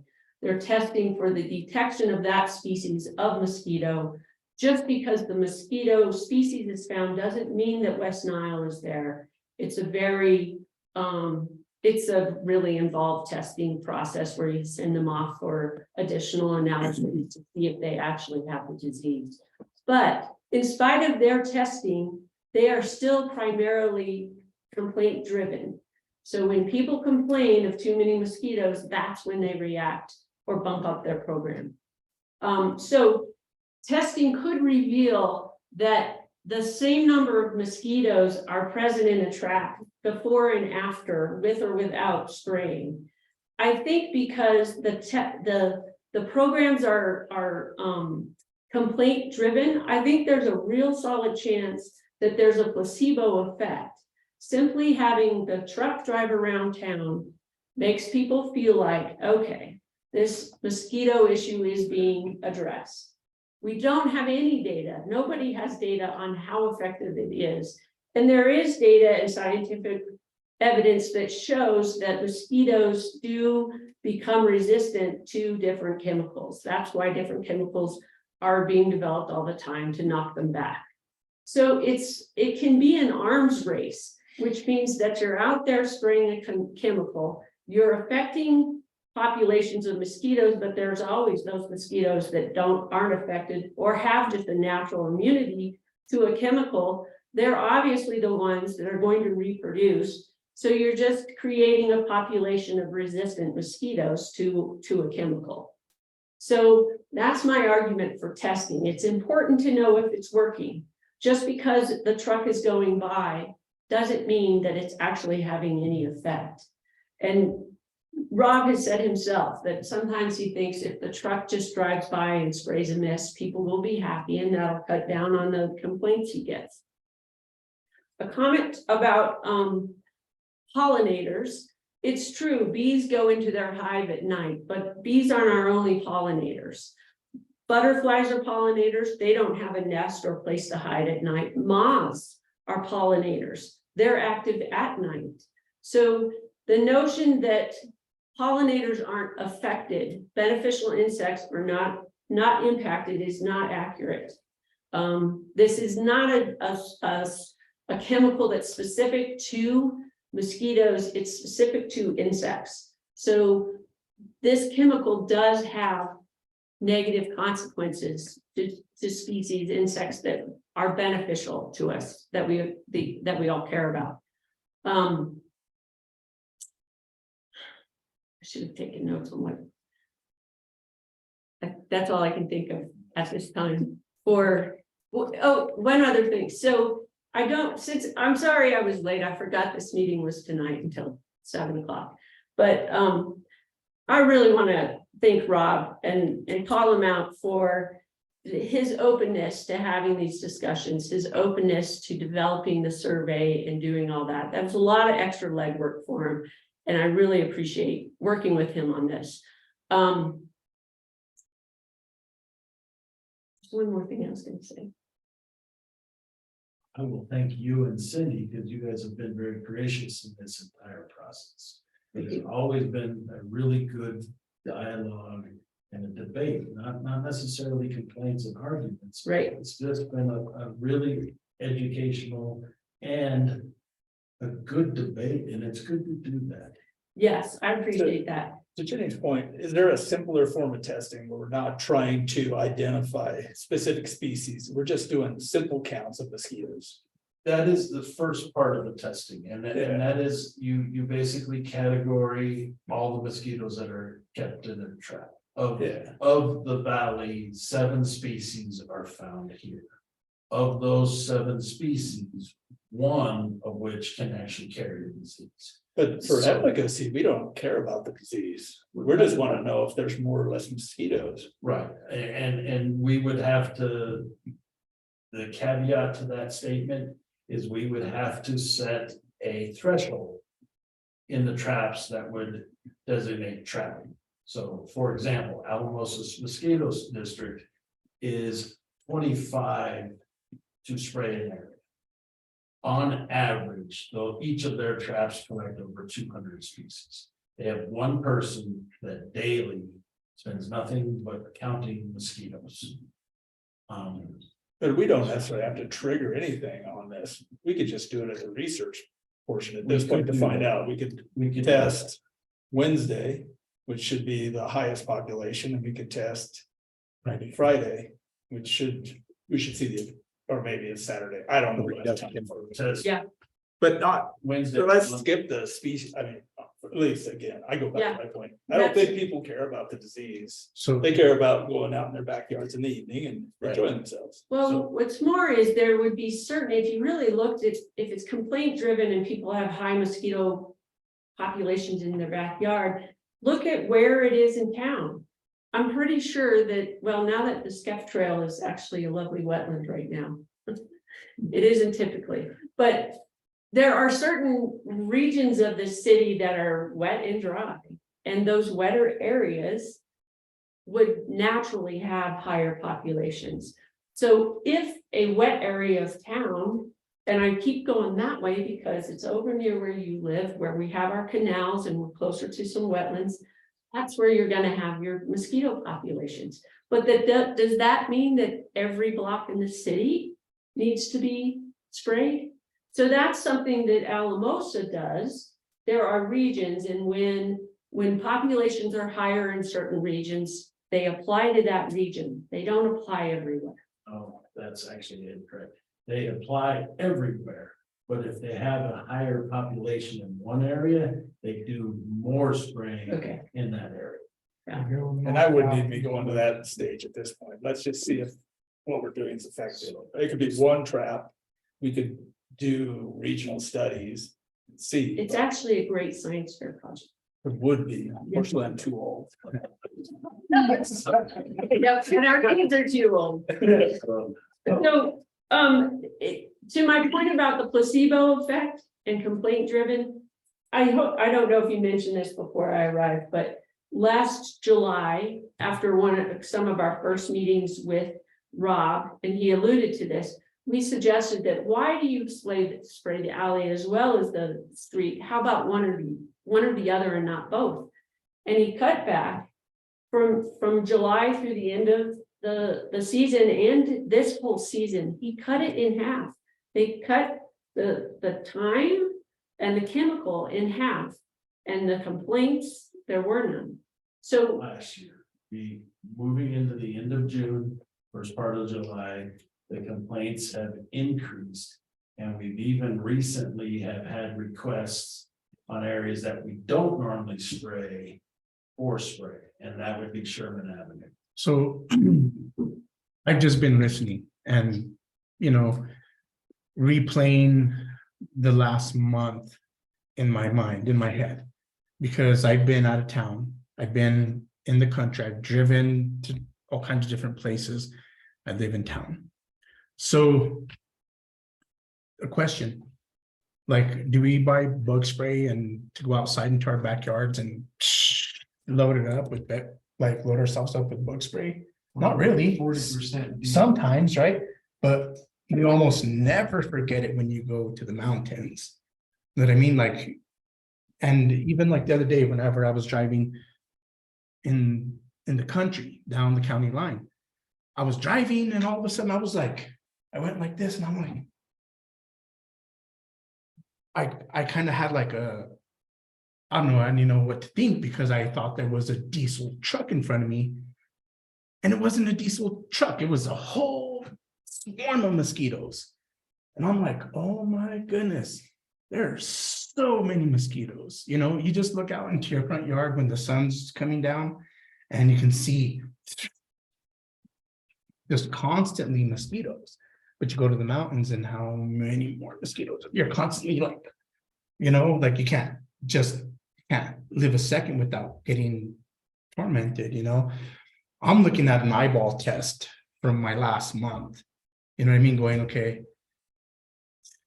in the city, I don't see that many mosquitoes versus being in the country or in the mountains or being outside of city limits. You know what I mean? I'm like just listening to all this, I'm like, you know what? Like, I'm not that tormented in the city limits. But once I get outside into the country or go into the mountains or somewhere, like that's why they survive everything, you know, because there's so many of them. And Sometimes those swarms aren't necessarily mosquitoes. There's midges and all kinds of other insects that swarm just like that. They're similar in size, all of that. So just when you see a swarm, it doesn't necessarily mean that they are mosquitoes. In fact, they're all insects, and that's kind of what we're talking about. Right. It's like insects in general, you know, and but insects aren't all bad. they're not. Very good. But there's so many of them. There's so many of them that we can, honestly, I feel like we can do without some of them. Right. You know what I mean? Like yeah. if it's gonna make me feel a little more comfortable sitting at home, you know what I mean? Like sitting, having a barbecue in my backyard or my front yard and enjoying the time with my kids and my family. Like, I'm all for it. You know what I mean? Because like I don't want to be out there like covered in bug spray and having to hit somebody, you know what I mean? Like because there's bugs. Yeah. You know? And you know that choice to put on bug spray, I mean, the reason that, I mean, who likes to do that? I mean, why don't you put on bug spray every day? I really don't ever put on bug spray. Yeah, I don't either.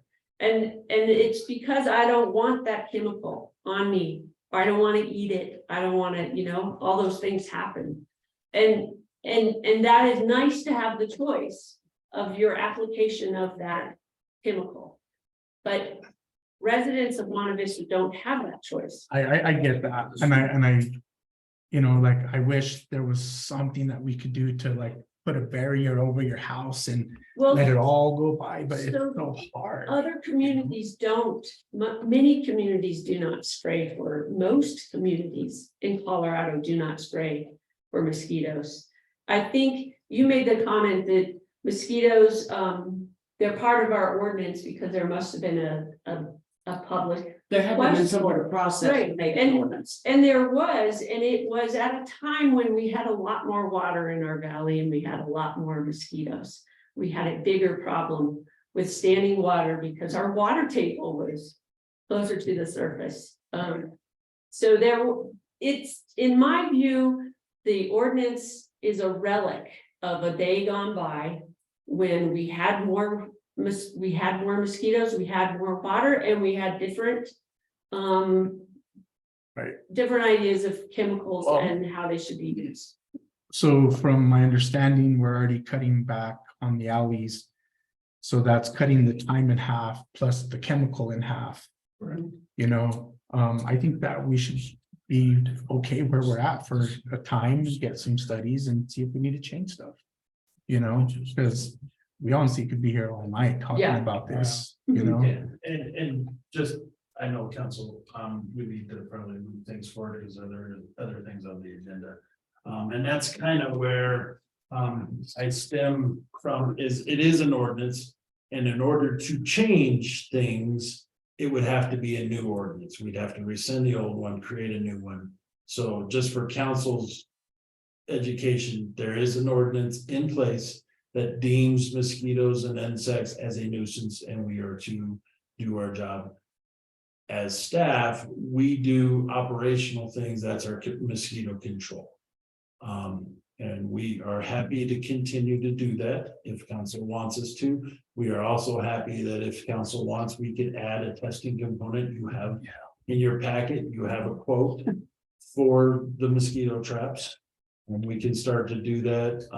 If it is an agreement that we want to just count species as far as how many mosquitoes we're having in the traps, that's probably doable than going out and having the state do a disease test. It is a blood test and it is expensive. I wouldn't even be opposed to having like a numbers test at all. And the other thing to kind of talk to Jenny a little bit about, and the other folks that do have problems, we are looking at different chemicals. We are in the process of switching from Phyphedon over to Biomist. And we'll do that for next year. I want to look and do more research on different chemicals. I've been in contact, Sarah and I've been talking about the chemicals they use to see if we can get better chemicals that are more environmentally friendly, but still have the knockdown effect that we're looking for. Because in my experience, and that experience has been a decade here with the city, is that if we start our year off with Biomist, the complaints coming in triple. If I start my year off with malathion, and then when we cut, which was at the end of Stampede last year, we were, as Sarah alluded to, we were in the decline of the mosquito population. So I'd like to say that mosquitoes weren't really as strong. Like I said, in the last week and a half, I've seen a drastic increase in complaints. Now, for us, we are somewhat complaint driven, but we also use our lagoons because we have 80 acres of standing water just on our northwest or northeast area of our city. That's kind of our test. When we go out in the mornings and do our initial testing and stuff that we do at the lagoons, if we're getting just swarmed by mosquitoes, then that's what we use to kind of say, we probably need to start spraying on Tuesday as well. But yeah, so I'm open to any of that. I do want to thank Jenny and Cindy. They have been totally gracious with this entire process. And they've also been very nice because we were hoping to have this much sooner before we actually sprayed. And my schedule has just been so hectic. So I appreciate everything you got done. And I'll just open it up for council for any closing statements that you want to make. I would like to, honestly, like she had a good point about maybe people just don't know about it, Yes, you know, and that would make an interesting, you know, because like if people really didn't know about it, then maybe, yeah, Yeah. you know, and then maybe they might come and express their voices. You know what I mean? But and I guess that would just be our job to, you know, to market that enough to let them know. And maybe it'll make a change. Okay. You know? So I saw everybody's head kind of nod on that. So I will go ahead and make a better educational component. We'll get some flyers. I'll make sure it's on the webpage. I'll work with NADA and IT to see if we can create an actual area of the city that talks about our mosquito control operations and highlight not everything we're doing, not just the spray that everybody sees and smells, but also the larvicide, an educational component that puts it specifically in your backyard, things you can do to help control the mosquito population, and just see if we can do that. When we did do the meetings, I had some flyers out of how to do your gardens and how to protect those things. So we did kind of do that. I will make sure I expand on that. I think that's doable, so. I've heard several references to the ordinance. Is there any other ordinance that you're referencing other than this 151-120 about stagnant water contaminated? 10-230, sir. And what? 10-230. 10-230? Yes, sir. And that's the one that talks about our services being a mutual benefit to the city. And for the record, I can just, I will read 10-230 in its thing. Services determine municipal benefit. Determines that the, in parentheses, or quotations, excuse me, the extermination of mosquitoes and other insects in any portion of the city are a direct and positive benefit to all inhabitants of the city. Boy, I'm sorry if I can't talk. Section 5.1.120 is stagnant water, contaminated or impaired water, ditches, sloughs, and man-made water holding devices containing stagnant water, which may provide a breeding ground for mosquitoes and other insects, are deemed a nuisance. So those two ordinances together is what creates our actual control. So There's one more ordinance that is relevant, and You need to stand up. There's one more ordinance that's relevant. I don't have the number, and I apologize for that, but it defines spraying chemicals as a nuisance. If you search on nuisance, there's the act of spraying a chemical is actually defined as a nuisance. Well, you had asked a question about if I'd heard, anybody of us had heard any complaints, and I haven't heard anybody complain about the spray or not spray. I know that, because I'm closer to the Skip Nature Trail, it is mosquitoes. I typically do not get mosquito bites because of the industry I've been in for 40 years, that about packed me off the other. I can't walk to my mailbox without coming in So- welts. And to speak to that, I spray in my yard and I spray my hedges with what biomist would be. right. So, and as I alluded to earlier, I am seeing a lot more complaints. We actually received a complaint from a gentleman that historically, because of the location of the alleys, their area would be sprayed as we loop around, but now that we're doing streets, he lives in an area where without the alley, there is no direct access, and it's an east-west street. So Dave and I've already kind of talked about maybe adding some east-west streets to it to make sure that we are providing a service to the citizens that want it.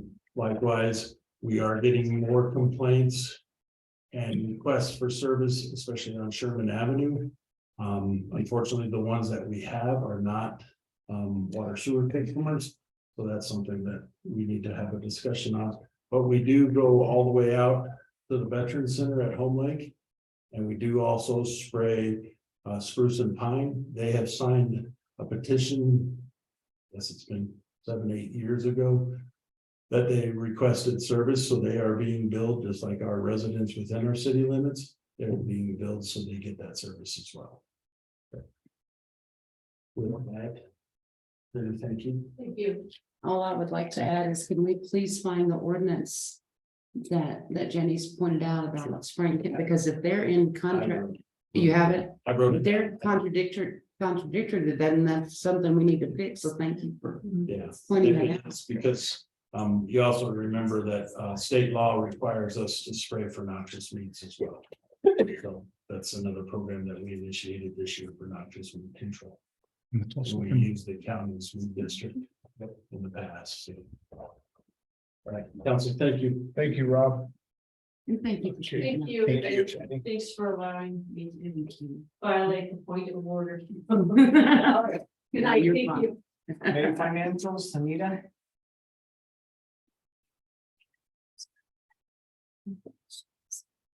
Mayor, council members, I have made financials present, want me to forego the. Let's summarize, more money for the men that went out. Can we just go ahead, we're good. We finished with an excess, goodbye. Okay. But you're gonna say, I okay, can that do was a that. good one. I can really do that. If you want. Okay. If we do the presentation, I can do this fast. I'm getting you there. Hang on just a second. We finished, May is 41% of the fiscal year. And this was in your packet, so I'm sure you've already reviewed it and everything. The cash balance in the main checking account in the general fund, we ended May with 3.3 million. The water fund has 471,000. The sewer fund has 602,000. The revenue in excess of expenditures in the general fund had 300,000. Water fund is 28,000, and sewer fund is 34,000. Total expenditures percent of the approved budget amount. General fund is 36%, water fund 29%, and sewer fund 21%. The balance sheet, the accounts receivable comparative between this year and last year, there was a minimal increase in general fund. Most notable is because of the property tax receivable that we had on the books. The water fund overall decrease was about 23,000, and the sewer fund overall increase was about 46,000, and that's related to an increase in rates and a reimbursement request that we had for a DOLA grant. The balance sheet, the accounts payable comparative, you can see the general fund increase is more extreme than the other ones. The general fund increase was only about 29,000 though, but we had municipal code copies and reprints that were in payables. We had land use code revision expense that was in payables. Chief had gym equipment that he had purchased that was in payables, not paid yet. And then we had picnic tables for Sky High that we purchased. The water fund had a decrease in their payables. Sewer fund had a decrease in their payables.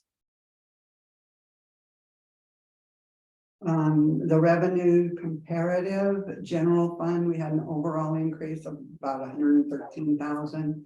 And the majority of that, well, property tax revenue was increased. And then the other big area was interest and miscellaneous. We're getting more earnings on investments. Police is bringing in a lot of grants and donations. We also had El Pomar grant for Sky High Emergency Center. And we also had a Laura Foundation grant for sports equipment. It was about 14,000. So that was some good increases. Water fund had an increase, and sewer fund had an increase. Water fund, they're receiving lease revenue for water rights, which was not received last year.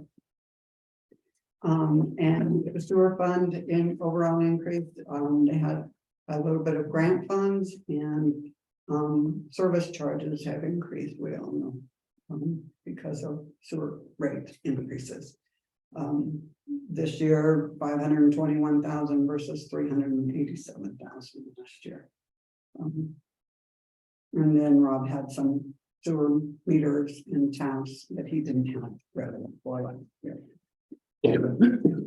The general property tax revenue, the new slide, the new chart we've created, you can see that The general property tax kind of follows the same pattern over the months and the years, up and down, up and down.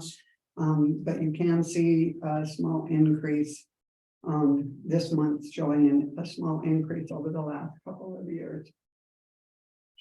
The Rio Grande County sales tax revenue, that's pretty consistent. It'll be interesting to see how it carries out throughout the year. City sales tax revenue, well, and I've said before that I estimate the revenue in the current month and then I correct it to actual when it actually comes in. So, this year in the city sales tax, I've tried to be a little bit more conservative, so you can see that, Unita, you want to move it? Sorry. I was showing. Sorry. So you can see how how it's less this year than it was last year in the first part of the year.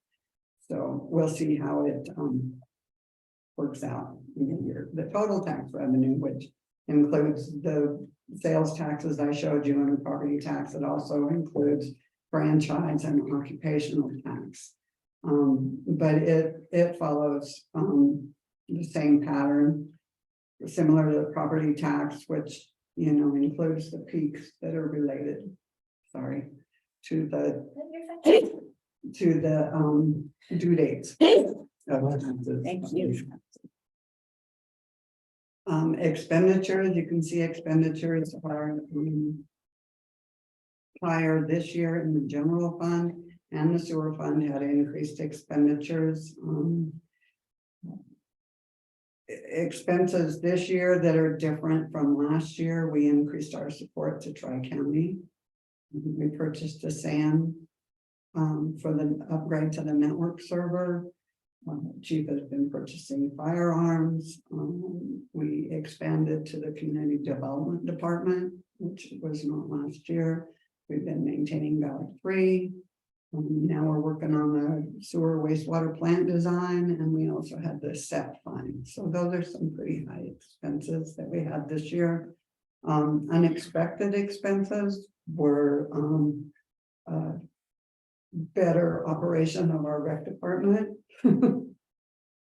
But like I also said, he brought in the grant for the 14,000 for Laura that he bought soccer equipment for. And then we had planning assessment expenses for Sky High, and we repaired the library. General fund revenues are averaging about 376,000 per month. The large increases in February and April is mostly because of property tax revenue. General fund expenditures average about 316,000. The large increase in March was related to the SEP fine payment, Valley 3 Theater, planning assessment. Follows the budget comparison. We're still coming in about 5% under budget in the general fund. So I think we're overall operating fairly well there. We ended the month of May with a current ratio of 3.46 to 1, and we have 9.49 months of operating expenses in the unassigned fund balance. Any questions? Is that too fast?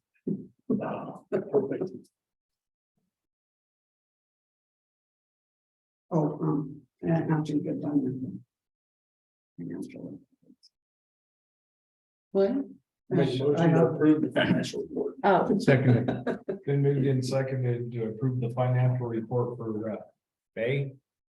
And then I also just wanted to let you know. That's it, right? I'll do a second. Gotta go first. Okay. Any discussion? Unita? Counselor Howard, Yes. Counselor Locke, aye. Counselor Lorenz, Aye. Mayor Pro Tem Segala, Aye. Mayor Becker. Aye. Motion carries to approve May financials. Thank you for that. I wanted to let you know that I've heard from the last meeting, you signed the extension for the audit due date. I heard from Kimberly at Wall Smith last week and they're ready to schedule it, so they will be coming probably within and working in the next couple of weeks, and her goal is to be able to present it to you in the first meeting in August. That's what they're, Oh, boy, are you excited? oh, yeah. Here we go. Thank you. Nita. Thank you. Okay, we'll go to staff proposals, reports and actions. City clerk. You need him.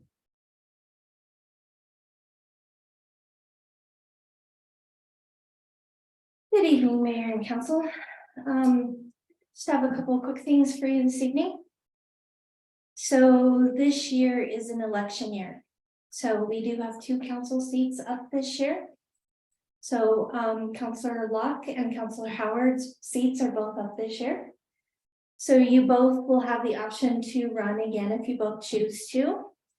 I will be sending out an election calendar to all of you so you all know the dates that are coming up. I will be doing a ad in the paper to let our citizens know of the election that will be coming up. At the next council meeting, you will have in front of you a resolution agreeing with the county to do a coordinated election. We have to have that signed 100 days out. So that'll be presented to you guys at the next council meeting. I just wanted to give you a kind of a heads up. So everything will be prepared by the first meeting in August, because August 8th will be the first date that candidates can pick up their packets and start presenting their first day for nominations to circulate their packets to the public. 71 days out, which would be August 28th, will be the last day for petitions to be submitted to the public. So I just wanted to bring that to you all and let you all know that this is an election year, and hopefully we'll have Councilor Howard and Councilor Locke run again this year. So bring that to you. And then the only other thing I wanted to let you all know that both myself and my deputy clerk Lorna will be out next week. All week we will be at the clerks conference, the Institute. Lorna will be starting her first year to obtain her municipal clerk certificate, and I will be beginning my first year to obtain my master's. Awesome. So We're gonna need you next week. Who will be taking care of city clerk's office, or will it just be closed? So the city clerk's office will be closed, but the girls up at the front office will be taking payments and anything like that that are needed. I will also be able to be reached by phone and by internet, or by email. I've already spoken to both Michelle's up at the front. They have my information, my phone number, how to contact me. So it's all been taken care of.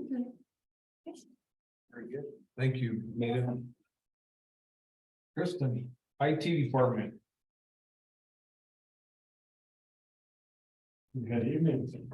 I know it's been a little bit since I've been up here, but Das just does a really good job. He's actually out this week. I don't know how many people knew about that, but it's been fairly quiet here because of which, and I think that's probably a good thing. But he did make me this very fancy little list here of talking points, so I'm appreciative. But at the same time, it's also short. So my report tonight's gonna be fairly short, as per usual when I'm up here. Main talking points, we've collected a bunch of old equipment to take to recycling. We used to take it to a free event here over in Alamosa every year. They quit doing that during COVID, and everywhere else was a lot of money. So we finally found a place that's fairly cheap, and our massive pile that's been building up of e-waste is finally gonna go somewhere where it's not just sitting around being wasted.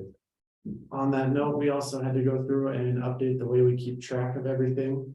Believe it or not, it is fun trying to keep track of hundreds of devices throughout not just 1, but 2 cities. So there's been a lot of work there. I know Das has been doing a lot of collecting of asset tags on all the computers, so on and so forth, just to try to get this new method to work. So far, it's working great though, so making our lives a little bit easier. Other than that, we've bumped our internet speeds here in the city up to 500 meg from 100. The big thing is we use Zoom everywhere now, along with so many other internet-based services that 100 meg just wasn't enough to keep up with it, especially when we had a lot of people trying to get online for various things all at once. I don't know if you guys will actually see an immediate difference, but I know especially like I have Zoom running back in the office to keep track of audio. We have Zoom up here, got a bunch of people joining in. Like it's making things run quite a bit smoother on our side. And hopefully making everyone else's lives just a little bit easier on their end as well. Other than that, we canceled some credit card terminals, which doesn't sound like a big thing until you try to cancel a credit card terminal, as apparently they're really good at giving them out, and then they don't want to lose that subscription afterwards. And yeah, it's a lot of fun. That being said, I don't have a whole lot else to report. DOS has been here full-time taking care of all the little things, so I don't feel as much in the loop on the smaller day-to-day operations, but I know I am always in the background taking care of a lot of the bigger things. And next month, I mean, throughout this month, I've got some really big things that are going to be interesting to go through. So sure, I'll have lots to report next month. Or it'll be a short list again, won't it? But if you guys have any questions, now's a chance. I'm good. Thank you. All right, well, thank you guys very much. Have a great evening. And I know it's a little late, but happy for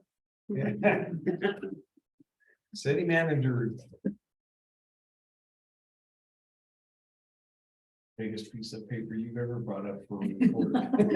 That's for the executive session. It's true. DJ and I were at CML last week, and unfortunately, our council members weren't able to attend, but there were good sessions. We made good networking. It was, I think, time well spent. You've probably noticed at the parking lot behind Rain Brews, the Facet parking lot, 2 great big dirt holes right now. Excel's contractors are working on the electric charging stations. So that's what that's about. And then Tuesday, July the 11th, if anybody is available, over here at Chapman Park at 11 o'clock.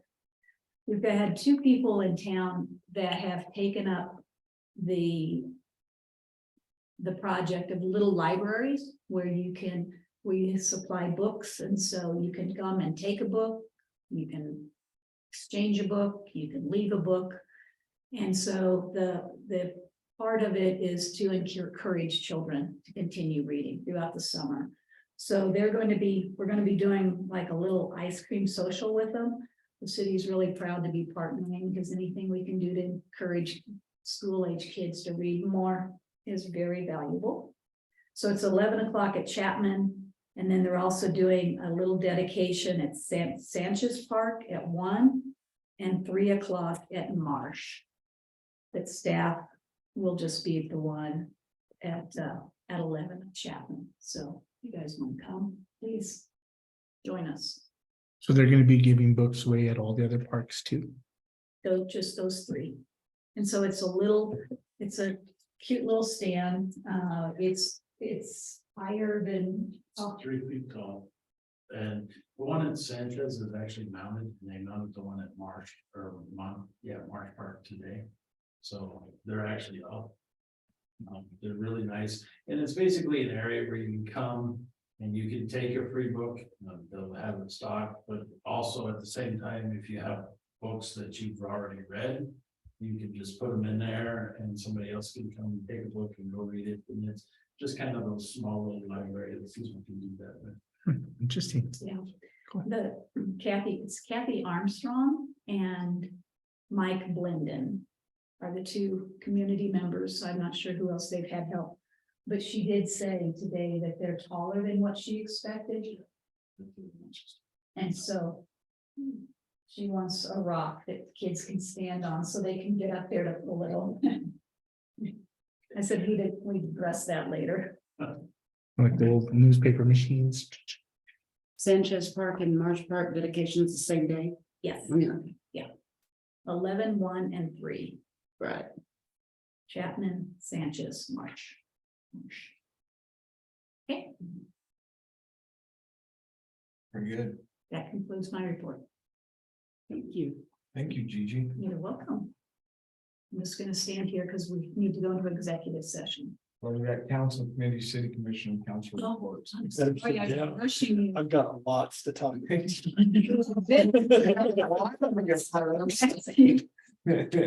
on, there. Oh, you call my bluff. Well, let's start with you then. I got nothing. Victor? I don't got anything either. Mr. Howard? No, nothing tonight. Martha? I'm gonna be a team player. I don't have anything tonight either. Let me get my notes out. Well, I'll add to yours for just a minute. It really bothered me that, and I hadn't even thought about it until the 4th of July. It's like, why aren't we having a fireworks display or a celebration in Monte Vista? And so I'm already working on it.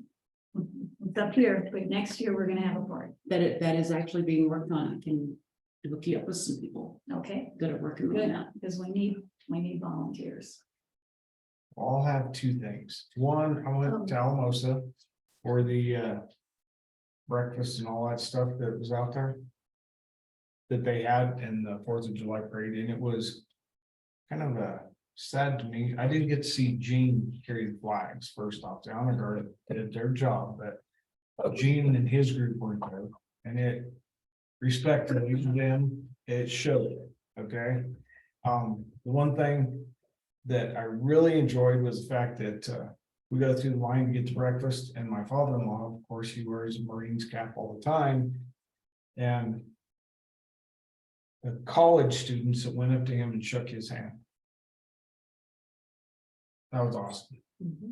So, and we need to remember why we celebrate the 4th of July, because I understand it was forgotten in some cities. I'll just leave it at that. And then I know they're in the works of getting the paperwork, but we will have a new restaurant in Monte Vista. I do know that. Ooh, Awesome. so You stay can't tuned. divulge. Soft. Please remind them they need a business license. I will do that. I will do that because I know he was talking about it, so he should be coming in to see you. Okay. But they're supposedly doing a soft opening for Stampede. So. Yay. Please, It's like, I will be out of the office next week. So they need to contact me, Yes, give them my phone number. For a business license, because they'll need to get that before they do a soft opening. well, by golly, then you're working tomorrow. That's fine. Give them- Just please give them my phone number. Okay, I'll reach out to him this evening. Outside of that, Monty Strong. Now.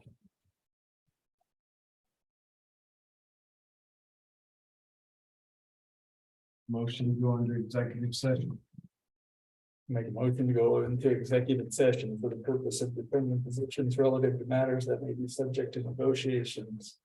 Developing strategy for negotiations and or instructing the negotiators under CRS section 24-6-4024E. Discussion regarding a potential new business within city limit. Seconded. It's been moved and seconded. We go into executive session. For the purpose of determining positions relative to the matters that may be subject to negotiations, developing strategies for negotiations and or instructing negotiators under CRS section 24-6-4024E. Discussion regarding a potential new business within the city limits. Is there any discussion? Anita? Counselor Howard, Yes. Counselor Locke, Aye. Counselor Lorenz, Aye. Mayor Pro Tem Segola, Aye. Mayor Becker. Aye. Motion carries to go into executive session.